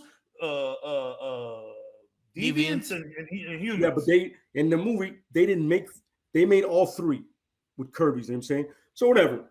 You know what I'm saying? You take your liberties. Like I said, if you take your liberties and it makes the movie better, I got no problem with it. It makes the idea better. Kind of like Winter Soldier, where the Russo brothers took certain things and elements and, like, it made it what we all enjoyed, right? Yep. They're like, yo, Winter Soldier was dope. Like, they took certain things. I was like, there's certain aspects I was like, that's not right, but whatever. So we're not, right? And then on top of all of the shit on Kirby, you make a movie that is two things: long, for no apparent reason, because it wasn't entertaining as a lot of them. I would rather see Shang-Chi 85 times and see this shit again. Shang-Chi was a good movie, though. I'm not watching this shit again. Somebody's like, oh, give it another chance. No, you can go fuck yourself. I'm not watching this shit again. Because I was so, I was so, first of all, I sat there and I watched this shit and I realized I just wasted so much money. 20 minutes in. Understand that. I knew the Black Knight wasn't going to be in there like that, and I understood that, but I wish I would have had more Jon Snow. Because honestly, between him and the Deaf Girl, the most convincing actors in it. You're Him saying and Jon Death Girl. Snow is a good actor. Him and the Deaf Girl were money, and he was in it for In this 10 movie, minutes. he did a good job. He did a good because I think so. he played the exact one you were thinking, like, yo, that's your man. You told me about him, and now I'm believing because I see the deviant and go, That now I believe it. part was funny. He goes, "You're the Yeah, pilot." I That was didn't funny. think it was real. Oh shit, it is. That was funny. Right? Whatever. Point is, the movie felt longer than it was. Then I told you shit about Celestials, the Jack Kirby shit on it, and then the fight scenes were cool. They were cool. When it didn't involve Icarus at all, because it was just Superman. You know what I mean? And then that stupid shit where Fausto comes out with the Unimind, like he just comes up with it out of his ass. He goes, Well, I mean, Unimind, here it is, guys. He's Fausto. That's what he does. Yeah, no, He but, makes shit. but if you know anything about the Unimind, you don't pull that shit out of your ass. You know It took what a I'm lot saying? longer. Oh, It took a lot longer. no. You know what? I have an idea. I can come up with some shit where we can combine, and then Icarus, which is, I love this. He redeems himself after murking their leader. Yeah. He goes, fuck it, I'm gonna be part of the whole solution, and I'm gonna fly into the sun and become Superman 1 million. And then the best part of the movie is literally hearing Blade tell you, "Are you sure you want to do that, Doctor?" I'm not gonna. That's the best part. That's the no lie to you, bro. I sat there and I was like, after it was done, and you know what it reminds me, Vince? Remember we spoke about the podcast that day, the wrestling one? Yeah. Same deal. I sat there and goes, what the fuck happened? I was like, outside, like, I think I know what I watched. The train ride. I did watch that, right? That was called the Eternals, right? Could have named it anything else. Nah, that's not. I don't agree with that.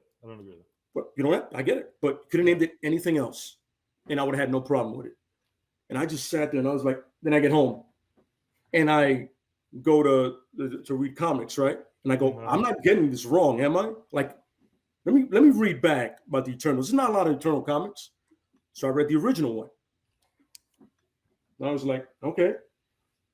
They're following the retcon, though. Remember that. No, I understand that. What is it called? And I was like, it's called Series X, something like that. Yeah. And Universe X. Yeah. And So they're following that. And I'm still like, Jack Kirby shit was way better than whatever the fuck this was. Well, you can say that about most of them. And I literally. So I'm not gonna lie. You said like a universal clue, right? Yeah, that's what it was. It was like space. You know what? You know what's funny? I wish, because I love Clue. Clue's fucking amazing. I can watch Clue all day. I nothing about this movie besides the characters I told you about and the scenes that I told you about. I felt like I was disrespected by this movie. I felt disrespected for Jack Kirby. So are you saying 100% disrespected for Jack Kirby? And I was very rarely entertained, had a chuckle for certain scenes that I took, the ones that we spoke about. And I just, I'm not gonna lie to you. I wish they would have named it something else. So are you saying that the Big Red Celestial made the Deviants, the Eternals? The Celestials themselves, they make 3. They make Eternals, Deviants, and Humans. So how does the rest of the? That's what happens in the movie. That's what happens. No, but how does the rest of the other universes get created from the Eternals also, or? It's from Celestials like that, because at the end of the day, Celestials are like, how do I say this? All the universes are already there. Their creation. So they just go around again. The Celestials were riding around. There's different universes. There's always different universes. The Celestials was riding around, and they were drawn to the life on Earth. At the time, there was just monkeys. Monkeys. But in this movie, though, their creation. They created the Big Bang. They created the universes. I don't think so. They said it. They said it in the beginning. The first Eternal created the Big Bang. The Star Wars shit. Yes. They created. They even showed it, the Big Bang and all the other universes, and they created that. And then when they had life on the planets, which they created, They created the deviants first to stop the predators, so the intelligent life can thrive, because that's what they fed off. They fed off the intelligent life on the planet, and when the population came, they made new internals. And the deviants got too smart. The and overtook the deviants, humans. the deviants got too became smart and apex overtook the predators, and overtook the humans. yes. Yeah, that's straight out of the comics. That's what I'm saying. That's why I'm lost. But That's straight out of the comics. The Kirby one, nothing about this movie. You know what's funny about it is I didn't see any stakes in it. I don't see where it fits into the universe until the end of it. That's that I don't understand what like it's supposed to connect apparently, right? This movie didn't need to happen. And it You're didn't right. Exactly. It didn't need to happen at all. It didn't need to happen. It should have been like, you know what you did? You literally took 2.5 hours and pretty much said, we didn't know what the fuck we were doing. It's Marvel hubris. That's what I'm saying. It's Marvel I just saying, yo, I can't we get can do behind whatever we want. We can do whatever we want, and you're going to pay for it. No, I agree with you 100%. I can't. I couldn't get all of this, it's funny, and I tried. Hold on. All of this Eternal shit could have been 15 or 20-minute offshoot somewhere in Guardians of the Galaxy. Absolutely correct. I hear you 100%. Absolutely correct. Like I said, I swear to God, I wanted to like it off the cuff that it's a Marvel movie. I've never seen you like this, man. This is crazy. I wanted to like it just because it's a Marvel movie. Like even Black Widow with that fucking stupid Taskmaster shit. It was worse than that. Like I come on. Like I wanted to fucking take my seat and throw it at the screen, bro. I respect where Lay's coming from. I do too. Because it's like it was a weird. It's like Thor Ragnarok. It's like you made Planet Hulk, and you put Thor in Planet Hulk. I get it. Like, look, Ragnarok was funny, right? I think it was a funny movie, right? And it accomplished some things. But when I saw that scene, it took me 40 minutes to get back into that movie because I was like, did you just put Planet Hulk into this shit? Planet Hulk's story is fucking amazing. Yeah, we're gonna get Planet Hulk though. We're gonna get it, but the point is, we're gonna get it. We're gonna get it, but the point is, you still kind of gave it a little bit, and I'm like, I don't need that. You know what I'm saying? Yeah. But and then this one, I was just like, this movie didn't need to happen. It didn't. You could have literally waited till No Way Home. Do Hawkeye, No Way Home. And like Cab said perfectly, in Guardians of the Galaxy, that's an Eternal.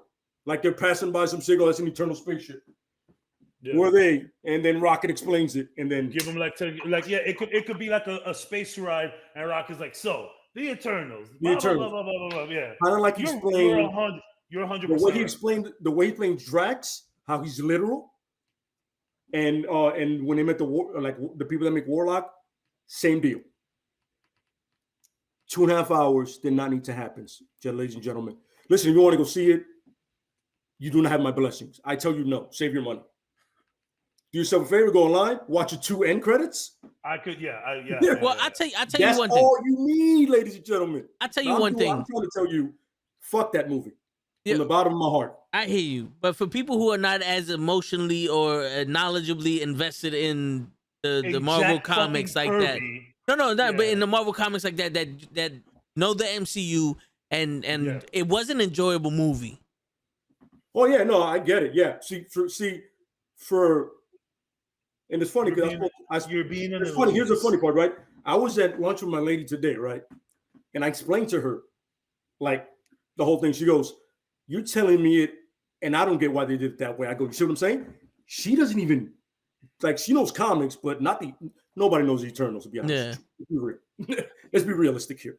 You have to be knee deep in this shit to know Eternals. She was like, okay, like somebody that show yourself. You could have seen a cool action movie with Superman and the Flash and the Hulk, because Gilgamesh is ultimately the Hulk. Pretty much. You know what I'm saying? And then Durag is ultimately Professor Xavier. Durag. Yeah. Right? Durag, right? I think that's the best name we did so far. Durag is hysterical. You don't like Un Cocotazo? No, that's Gilgamesh. Yeah.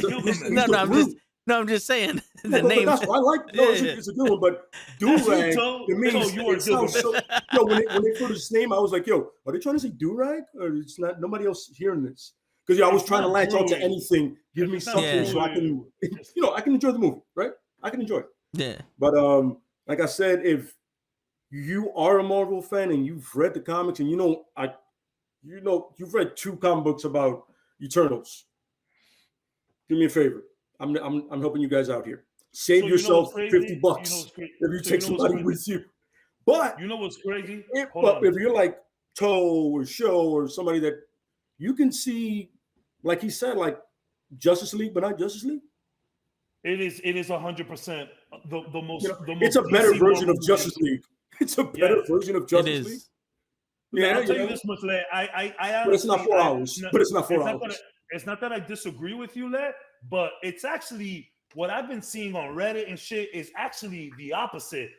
The fans are actually like, yes, good. But it's the people who are just fans of the MCU and just know these guys for the things they've been doing the last 10 years. I hear those people that are not liking the movie. They're like, what is this? We want to see Captain America. We want to see Falcon. We want to see Iron Man. Who are these people? Why is that Superman? First of all, when Icarus goes full Homelander, I was like, yes. I was like, yes, Homelander. But so that's what I've been reading. I've been reading it the other way around, where people who are only invested in the MCU and not necessarily the comics or the video games or the cartoons on Fox, I hear those people are the ones that are having a hard time with this movie because they just don't understand how it fits in. And then they stay for the post-credit scenes and see Star Fox, like, what? And then they see the Black Knight. And they're like, what? Because at least Star Fox is introduced as the brother of Thanos. So you're like, okay, at least you could grab onto that. But Black Knight, even in the comic book stratosphere, Black Knight is like, whatever, you know what I mean? Black Knight went on to do some cool shit, but I think the faithfuls, people who are rocking with the comics, can enjoy it a little bit more than people who are not. Because how about this one? And the thing is, right? Like somebody will go, the Black Knight. How does he matter? In the comics, the Black Knight winds up helping defeat Kang. Yeah. You know what I'm saying? I'm not gonna read the comic book. Seriously. Fucking love of God. Just fucking read the book. Yeah. And people are like, yo, how does Blade fit in? They've had 2 or 3 comic books where they've actually teamed up. And it makes sense. Yeah. And it to me, it's one of those things where Blade finds it for one of the vampires he destroys, and he goes, yo, I know this is your thing, so you know what I'm saying? So hold on a second. So there was actually and this might be the sword that we see. So there was a fake ebony sword or ebony blade. There was a fake one made by Nosferatu himself, Dracula. So that's how Blade knows about that ebony blade or sword. That's how he knows about that one. So a lot of people are starting to theorize that the one that we're seeing in the MCU is the fake one made by Dracula. It's still just as powerful. It's still just as cursed. So I think that's how Blade fits into that. But they do team up. They go to London to fight vampires and werewolves. Again, I forget the team name. It's like B13 or like Sector 13, some shit like that. Maybe it's a different number. Who knows? But and then they alluded to vampires in Eternals. They were like, they made the joke about, the first time Karun thought that I was a vampire, he tried to stake me. So we're getting there with vampires. But again, if you do not know anything about comic books and you just fucking with the MCU, you left out of there like, what? My boy hit me up today and he was like, yo, what'd you think of Eternals? And I told him the truth. I was like, yo, listen, it's weird. You might not like this movie, but if you know what's up, if you pay attention to the story, I thought it was some of the most interesting shit that MCU has done story-wise in a long time. Not a while, but like a decent amount of time. Yeah. And then he told me, oh, my boy saw it and he didn't like it. I'm like, I know who your boy is. Your boy clearly knows nothing about comic books. He just knows MCU. He thinks Iron Man probably never had a cartoon before. I don't know. That was a snap judgment. I'm just saying that. But all I'm saying is that from Reddit, motherfuckers like us enjoyed it. MCU, people that just fuck with MCU, hate it. That's what I'm reading. Yo, real quick, 2 things. To Wrestling Podcast. Yeah, I want to. Mahershala Ali is playing Blade. Mahershala Ali is playing Blade. Yeah. Once again, you hear that voice, you're gonna go, I know that guy. real Who that quick, is. real quick. Cap. Yeah, interject. With what? Oh, I With feel that- you've with been that- you've been No, quiet. no, We want to hear you know your. what? You know what's funny? I didn't see him doing none of this. He was just. He was shaking No, his head yo, yes to a I lot of it. just because he you know, like sees I your said, point. Yeah. Here's Yeah. the You thing. don't have a bad point. You don't have a bad I wanted point. I wanted to give you the floor to fully express Yeah. everything you wanted to say. absolutely, sir. Which I did. Thank you. The only thing I would say is, so if you went with the original Jack Kirby storyline, where the Celestials made us the Deviants and the Eternals, that doesn't work for what already was laid out. So again, yeah, you are. I'm gonna say this: you are ultimately right in one thing. You and Yeah. Cabs, like Black Widow, this movie didn't need to happen, but this movie does two things. One, it introduces now a scenario and a talking point, like I mentioned earlier, in which we could start looking at these characters no longer only black and white. He's a hero, he's a villain. This opens up to the choices made by each character can be examined now in a different way. Which Right, is this which is started discussion. with Thanos. It started with Thanos, all of that shit. Two, this movie facilitated the full range of now the cosmic step that Marvel is taking. Because you can't do cosmic without mentioning Celestials. So we needed to make a movie to introduce. Yeah, you could have Guardians of the Galaxy. They touched on it, but a touch on it meant nothing. So this was a little more in depth. You can't do cosmic without the Living Tribunal. But you can't do the Living Tribunal without it's the little steps. You can't get to real big shit without other shit. Because yeah, Galactus just eating planets and Galactus just eating planets. Yeah, it makes sense. We're gonna need more than just that. Yeah, for the Yeah. MCU only, because if Galactus is out there eating planets and Leia's favorite captain, Captain Marvel, is out there protecting the universe, she hasn't come across this motherfucker yet. And then if she has, has she not come back and get the only team she knows? So him specifically hunting down celestial planets makes more sense because nobody knew about it until 5 minutes ago. So a planet being destroyed, that's just what happens in the life cycle of a planet. So for MCU purposes only, it made the way they did it makes more sense than sticking with Jack Kirby. In the same way, you might disagree on this, in the same way for me, that the MCU Civil War makes sense. Because the actual comic Civil War is 10 times fucking better. It is. The video game is 10 times fucking better. It really is. And if you give me a choice, now Civil War is my favorite. Civil War and Shang-Chi are my favorite fucking Marvel movies. Whoa. But if you give me the choice, I would play Civil War, the video game, the Marvel Alliance Civil War, or I would read the comic 1,000,000 out of 1,000,000 times over watching the movie. But Shang-Chi, yeah, because those comics were there's nothing comparable like that right now. those comics were not great. Yeah.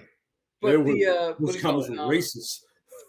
Yeah, what we got for the MCU worked perfectly. If for the movie purposes, you told us that all of a sudden, these are the gods. These gods made us and the other two.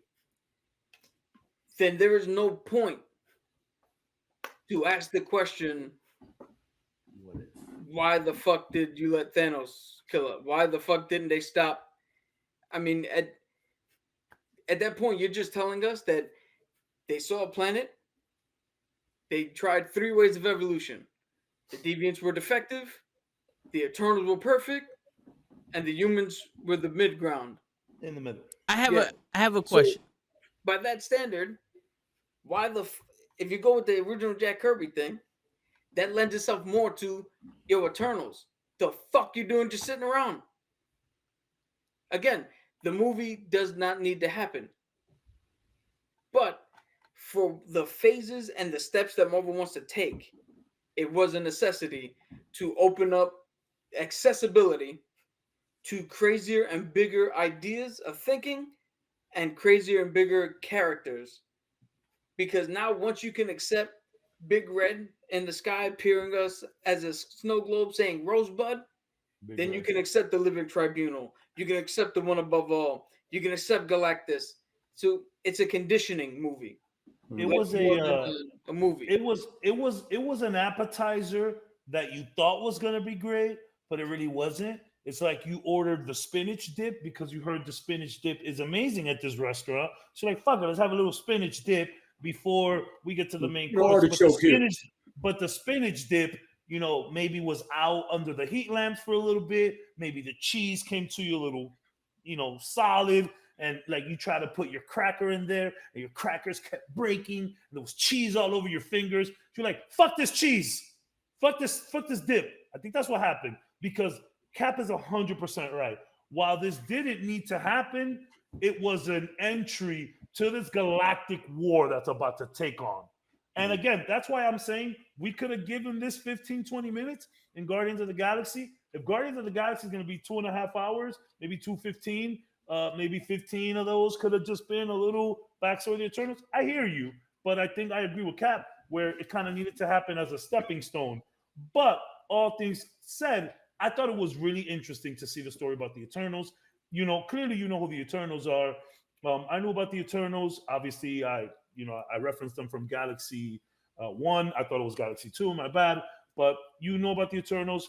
A lot of my knowledge from comics and stuff like that also comes from the video games. So you guys remember Marvel Superheroes on the PS1? Yeah. Marvel Superheroes on the PS1 was the first time I ever seen Thanos. I did not see Thanos in comic books. And that sounds weird. I'm in a comic book podcast, but I never saw Thanos before that.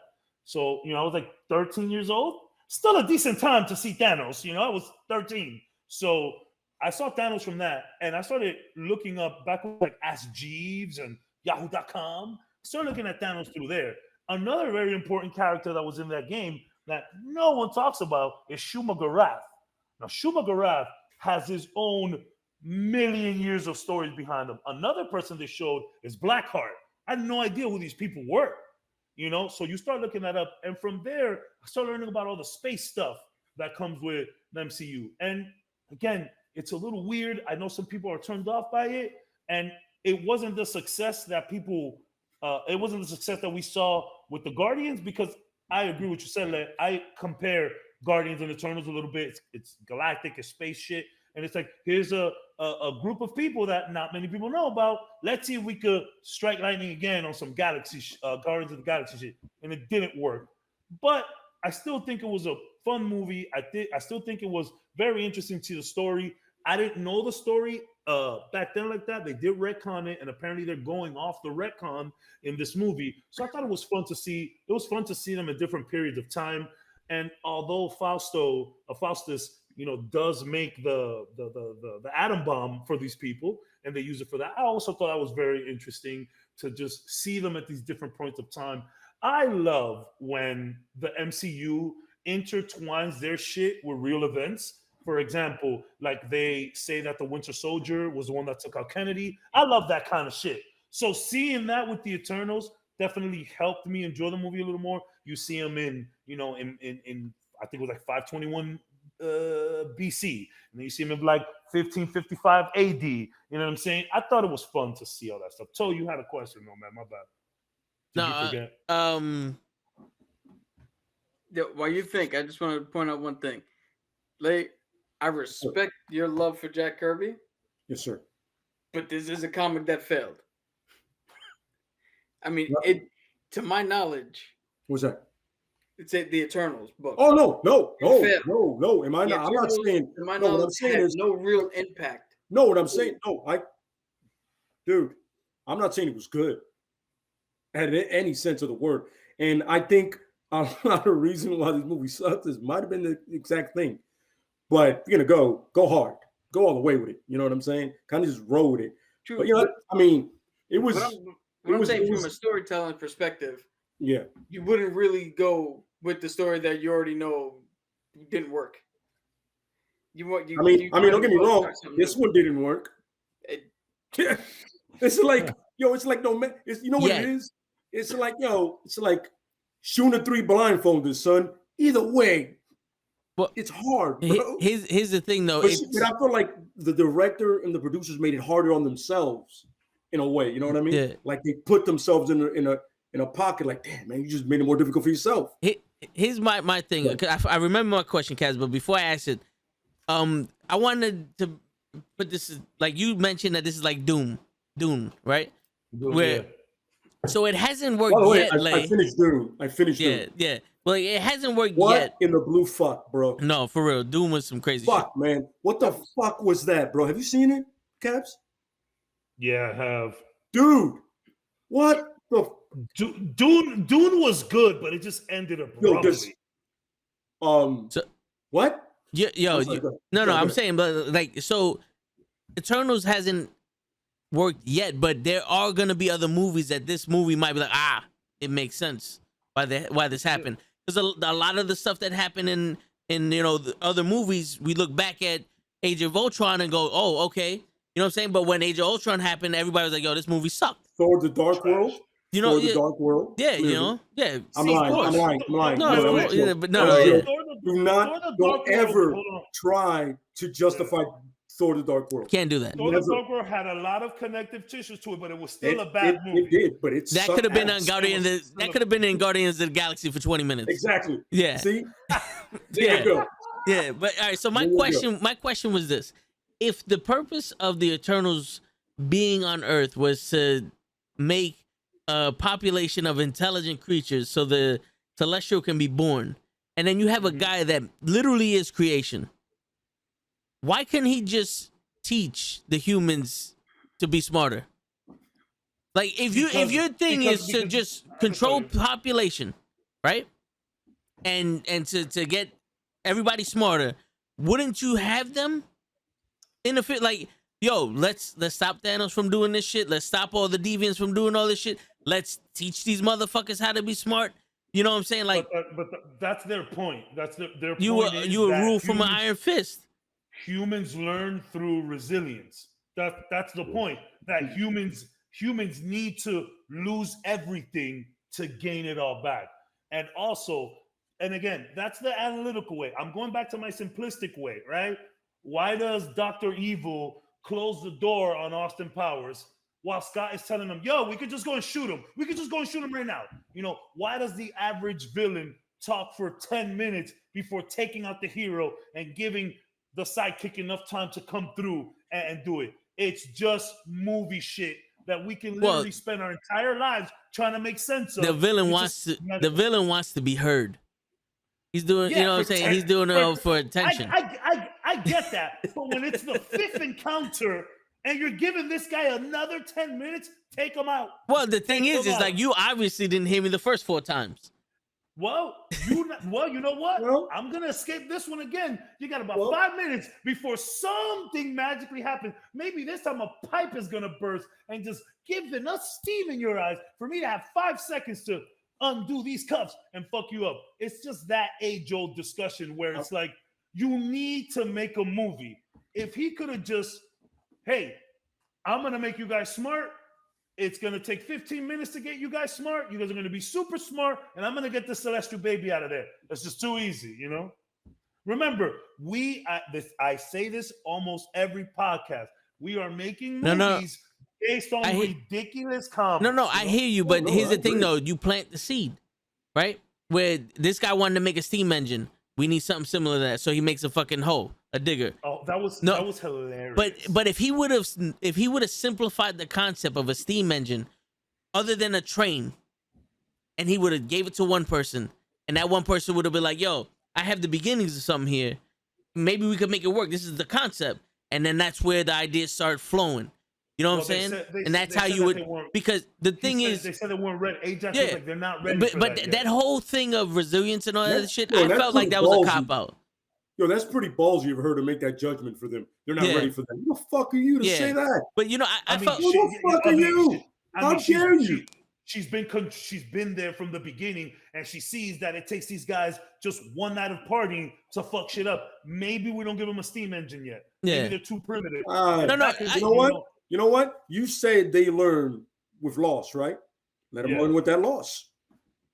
No, but the thing is, I think that explanation of the whole war sparks intelligence is a cop out, because it is. It's 100%. I never used my phone to kill anybody, but it went from being attached to the wall with a 15-foot cord to in my pocket, and I can surf the web. I can FaceTime with anybody. Like the amount of technology in this fucking phone is astounding. My phone is more powerful than my computer, and my computer is 3 times the price of my phone. And that never killed anybody. That never came from war. You know how many times people had to drive off a cliff into a ditch before someone said, you know what? Let's make a GPS. It's the same principle. But people making the GPS came from that little seed of someone going, yo, why don't we make a map so that way we don't get lost again? And someone goes, oh, this thing on the computer, let's upload the maps up to the computer. Yeah. Why don't we just drive around everywhere and have an automated thing that's going to tell you how to get there faster? You know what I'm saying? I don't know where the fuck I'm at. I 100% agree with you.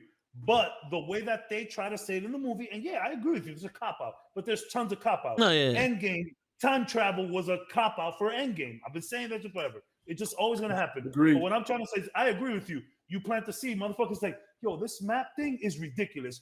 But I'm pretty sure while somebody was driving, smoking a cigarette with 3 babies in the back with the windows closed, no fucking airbags, motherfuckers just here with a map, driving like, and ran into a truck, and somebody was like, you know what? Maybe we should make a GPS. That's how they're trying to portray it. I agree with you that it's a cop-out, but that's what they're trying to do.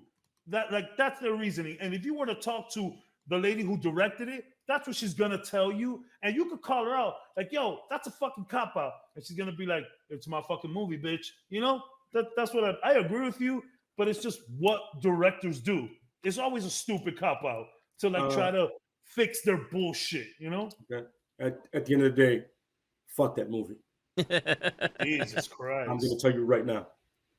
No, you want to waste your money? I'm looking right at you. I'm looking at you people right now. There's somebody watching me, thinking about watching that movie. Save your fucking money. Watch the post-credit scene online. Honestly, but I think the post-credit scene is I'm talking right to you. No, you're looking right at me, bro. Don't go. You know what you do? Invest. buy some Bitcoin or whatever the fuck they're buying, the dog coin or whatever, NFT, whatever the fuck that's called. Buy one of those. Buy a Celestial. Whoa, is there an NFT for Celestials? I'm buying one immediately. Yeah. Not yet. And you know what you can do? You can tweet the lady that directed the shit and tell her you didn't watch it because I told you. But before you do any of that, like, subscribe, share, and share it. You know what I mean? And most importantly, go fuck yourself, but don't watch that movie. That's right. Cap, you wanted to say something? I'm sorry. My apologies. No. They need to go fuck themselves. I'm going over my head everybody's talking points. And I'm going over in my head the movie itself. And it's weird because although I did enjoy it, I am now starting to see that this movie makes no sense. It didn't need to happen. No, not the fact that it didn't need to happen. You have Ajax who lied to everybody on her team. Mm-hmm. So you had these people teach, I can make inventions for them. I could teach them how to farm. I could show them stories. I could do all that when that's not the primary goal for the team. You told them to stay back, but I'm a teacher. Why would I stay back if I'm supposed to be here to facilitate the growth of this race, why would I not teach? Then Faustos, there was the scene where everybody was at war. The guys with the guns came in, started shooting up everybody, and Druid's like Faustos was going crazy, and Druid was like, "Yo, what the fuck you think would happen? You gave him this. This is what they turned it into." And then again with Hiroshima, he's like, "Yo, I gave him something else, and they did this with it." Now it's starting to make no sense because, like, you already experienced that your interference keeps leading to this, leading to people fucking making weapons and killing everybody else.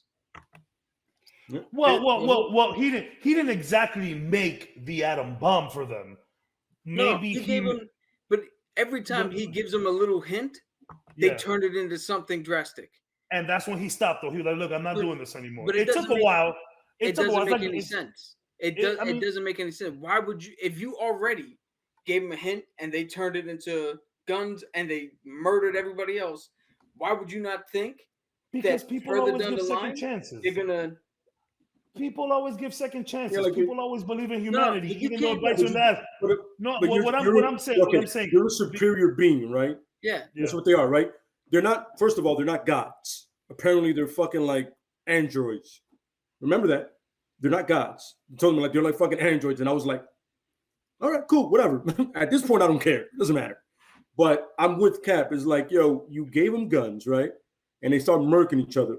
Why in the blue fuck are you giving them something that's worse? Maybe the atom bomb scene we keep it out. Maybe we could keep that scene out. Well, I think that's the only scene though that maybe we could keep that out. Well, there's a lot more scenes because again, so I get why Sprite initially looks like a kid, because the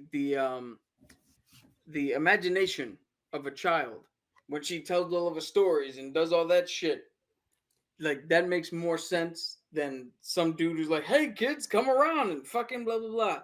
Yeah. But free candy.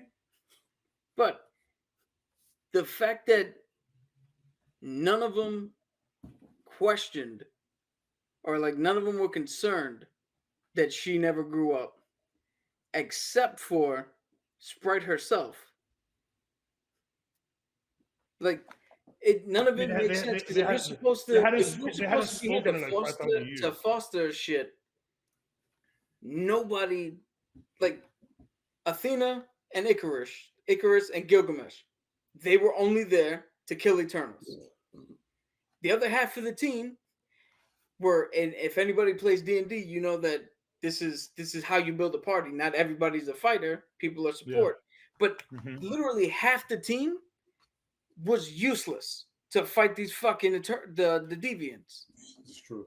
So again, if the Celestials send them down to foster this planet, Spirit, Durag, and what's his face, and what's the other guy's name? Fastos. Yes, they were pretty much like Fossils was giving Icarus the business. But when it came to fighting deviants, it was mainly those three. He did nothing. Oh, and then your man, the Bollywood star, sometimes because he would do his little fingers. Yeah. I'm not doing that. I mean, he was doing Hadouken. And then Hadouken. He did it Hadouken. I was hyped about that, by the way. My thing is, why would you lie? Why would you lie to the people if you're going to send down a team where half of them would be ineffective to stop the people you said that they were supposed to stop? I need you guys to go in here and exterminate the deviants. Well, half my team really doesn't do shit. Ajax is just a healer in case. Black Widow uses guns, and she was out there fighting everybody. But here's the thing: she was fighting. Xerxes did nothing to stop a fucking deviant. Sprite she did what she was supposed to do and stop a celestial. That's what she did. Again, so now looking at it, that doesn't make sense. Because the only reason she's in the film then is for fucking 15 minutes and to introduce a guy who we're not even going to see do his real thing until 6 years from now when they finally decide to give Blade a movie. So, it won't be 6 years. The movie was entertaining. I found it entertaining. It was but weird. I'm completely now with Lay. It does not need to exist in the That's MCU. what I said. I said that. And do not. It is a waste of time to go watch, because you're gonna go out. You're gonna come out confused. You're gonna come out with.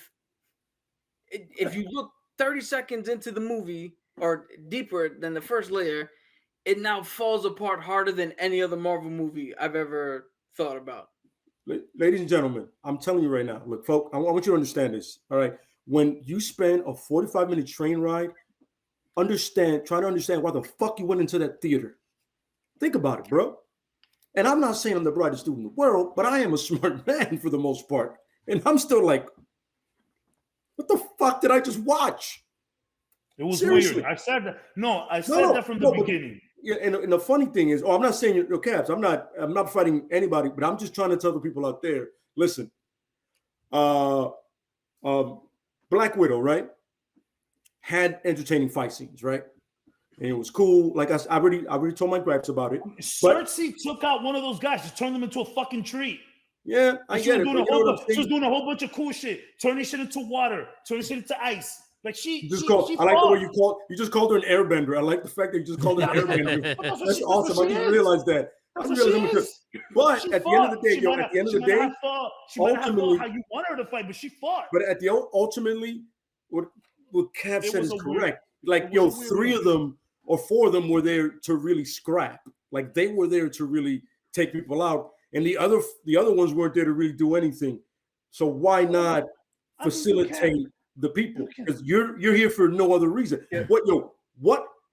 What did Sprite do at the end of the day that like really contributed?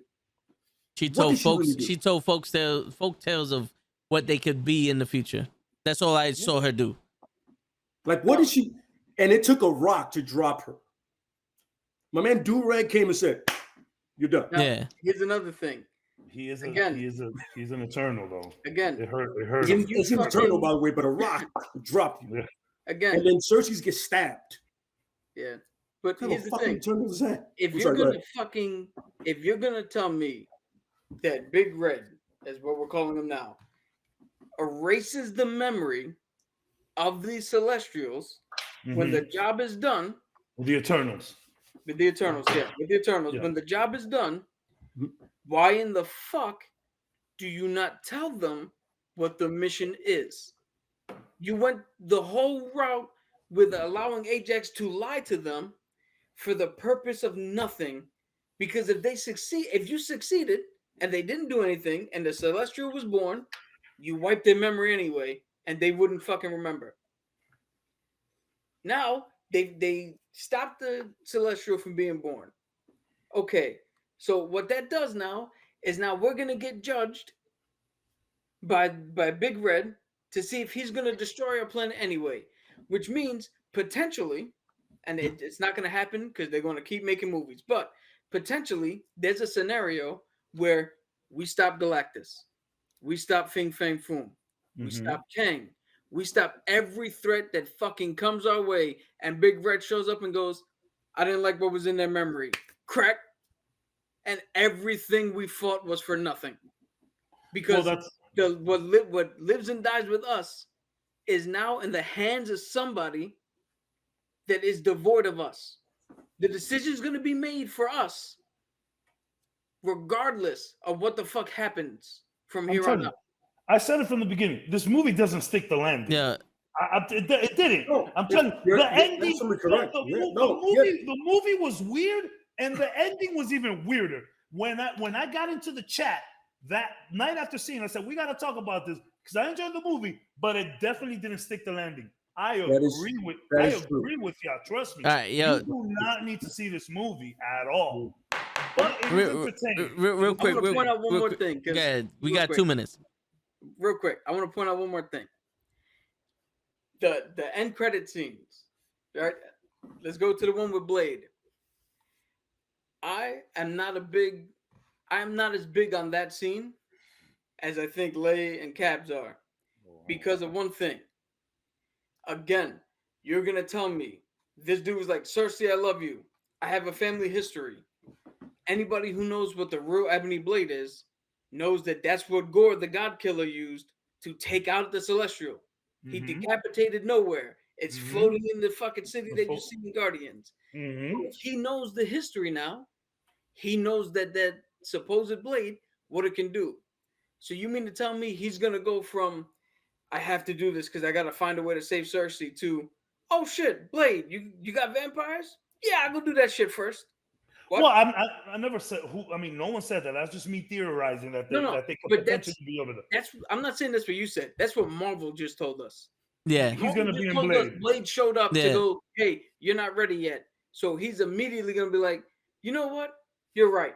Vampires first, then I'll go fuck up and get my girl back 6 years later when she might be dead already. Well, Who technically, knows? well, you also got to remember he has to learn how to use the sword. He has to That's what become I'm the saying. Black Knight. My Unless man's gonna that's- grab the unless sword. that's- In the so comics, unless you that grab the sword- you become like He-Man. Okay, all right. Well, I didn't know that Very part. you- I didn't know that part. But you- you, But that's what I'm saying. Can we wait to Yeah. see it first? Wait. All we saw was a post-credit scene. Give them 5 minutes. Give them another movie, y'all. all right, Damn. real quick. My foresight into the future, the Phase 4, at least for now, is just gonna be a bunch of teams doing low level stuff and maybe getting their mega level threat. You know, like a Fing Fang Foom, and you know individually they'll conquer those things. And I have no idea the mega level threat for all of them would probably be a Celestial or Galactus. But I can even see that being for the Fantastic Four. But you know, what do you guys think, real quick? I have no idea what this next phase is going to be because Kang should be the thing that throws them together. But Kevin Feige already said that we are not doing an Avengers movie unless there's a reason for the Avengers to stick together. And if Kang is not already that reason, like if you haven't already announced that the Avengers movie is 4 or 5 years down the line because of what Kang's about to do, then I don't know what the fuck we're gonna do with Kang. Ant-Man apparently is gonna beat the shit out of Kang, and then we don't gotta worry about him. So Hey. We'll see. We'll I see. honestly can't forecast it because you're giving me right now Kang, who's an Omega level threat for normal Avengers and normal Earth shit. The Multiverse of Madness, which is an Omega level threat for normal humans and normal Earth. Fing Fang Foom might be coming out because of the fucking 10 rings. Yeah. Now we got Celestials. Now we got the Easter Island head in the middle of the fucking ocean and Yeah. Big Red. And You said Easter Island. Yeah. you're giving us so much shit. There's a lot. Like, we're never gonna finish this book. All right, Lay. And that, and, Oh, and go that ahead, was- Cavs. Go ahead. No, go ahead, Cavs. That was my outlook into it. We're gonna be watching MCU shit for the next 30 years. I don't mind that because Yeah. there aren't any I don't- original ideas coming out in I movies don't anyway. mind. I don't mind. I will say this. I have a gentleman from Los Angeles who just started working with us not too long ago. Everybody in the office knows me as the Marvel guy. Anybody got questions, they come to me. Everybody knows me. So me and him started talking about it. He was actually in the producers and director studios when they proposed an Iron Man movie with all of this connective tissue for around 10 years. And they all laughed at these guys. At the end of the day, we've never seen something like this. We probably won't ever get to see something like this. And when it's all over, we're going to look back at this shit and be happy with it all, even the bad shit. So this is more to the people watching. While we argue and say, yo, don't go fucking watch this movie, fuck this character, we love that character, while we might not agree with you, while we might not agree with each other, at the end of the day, enjoy this shit for what it is, because we have never had anything like this. We're never gonna get anything like this. And it's about goddamn time that we have some heroes being portrayed the right way on the big screen. Because let me tell you, before Blade 1, shit was bad. Yeah. I'm done there. Yeah, Lay. Honestly, here we go. I'm trying to figure out. I'm trying to figure out where the fuck everything is going, because it's weird. This movie really fucked me up a little bit. No, fucked me up a lot. Correct. I see that. That movie, fucked you up. Yo, because you know what it is. What the fuck was the end game, all puns intended, of this movie? Yeah. Like seriously, no, like let's be real. Take out the post-credit scenes. What the fuck have you told me? that the Celestials are here, that the Celestials are, they've made themselves apparent. No, you're right. Yeah. You don't need to see this movie. You really don't. So in essence, honestly, I am going into the future of Marvel with a very open mind, and I'm very hopeful. But right now, as of this movie, I'm like, this is one of the worst myths Marvel's ever had. A lot of people are saying that. Period. You're not in my opinion, honestly, this is one of the worst myths. But no, we're getting Hawkeye, which looks fun, and No Way From Home. So I'm like, all right, get me back. And Multiverse of Madness is right around the corner too. Yeah. That should be here. February? You have every chance to get me They back. pushed everything back. Yeah, because you're right. Yeah, they did. Because So you what do got we- every chance to get me back. But right now, fuck the Eternals. I'm saying it. I don't know what to say. At the end of the day, I blame COVID. At the end of the day, I blame Show for not being here, by the way. Yo, Word. Real show. And the thing is, he was watching the fucking shows too. I don't know, man, but they You fucking stay doing that. You Yeah. stay watching it. yeah. But yo, Okay. on that note, Hey, Tech, did you give your thing? I listen. started it. Okay. I just basically said that they're gonna go into the low level guys for now, and Oh, then, that's right. Yes, they're gonna have Yeah. different teams. yeah, He called show Chauvin. Show That is a And- good. and- comment. On that note, On that note, tomorrow we're gonna review all 3 Rush Hour movies, the trilogy, and it's your That's friendly incredible. neighborhood Knucklehead signing out. Peace, everybody. That was go watch quick. the Eternals, but don't go watch the Eternals. Yeah, do it on your own accord. Yeah, No, Don't if you listen- can don't find a listen good to copy us. online. You can find a good copy online. They impossible. won't do it. You're not gonna find that online. You could completely skip the Eternals, though. I hear you. Yeah. It was fun, but it was fucking weird. It was weird. Yo, you know what's funny? I didn't say anything while you were talking, Lay, because I when Vin told me, he was like, yo, Lay is gonna bring something, I was like, all right, I'm ready to go toe to toe. But I was like, you know what? I want to hear what you have to say fully before I even start thinking. And the more absolutely. you started talking, the more I was like, but wait a minute, this movie doesn't make sense on paper. None of it makes sense. No, you're right. Because the one thing I did have coming out was my thought of, you care now, but not when half of us disappeared. What the fuck changed, Cersei? What the fuck changed other than you found out you're gonna get fucked up? Nothing. Her movie, Because her you- movie came up. That's yeah, what changed. Her movie came up. You clearly love Black Knight. I don't know. I doubt he disappeared because he didn't talk in that manner. But half the people did disappear. You've been watching us kill each other for centuries. What the fuck? What the fuck changed? I understand why Ajax changed. I don't know. I don't all of a sudden why. I don't know why Cersei was so gun ho and going, "Nah, fuck it. I'm on this side now." The dick.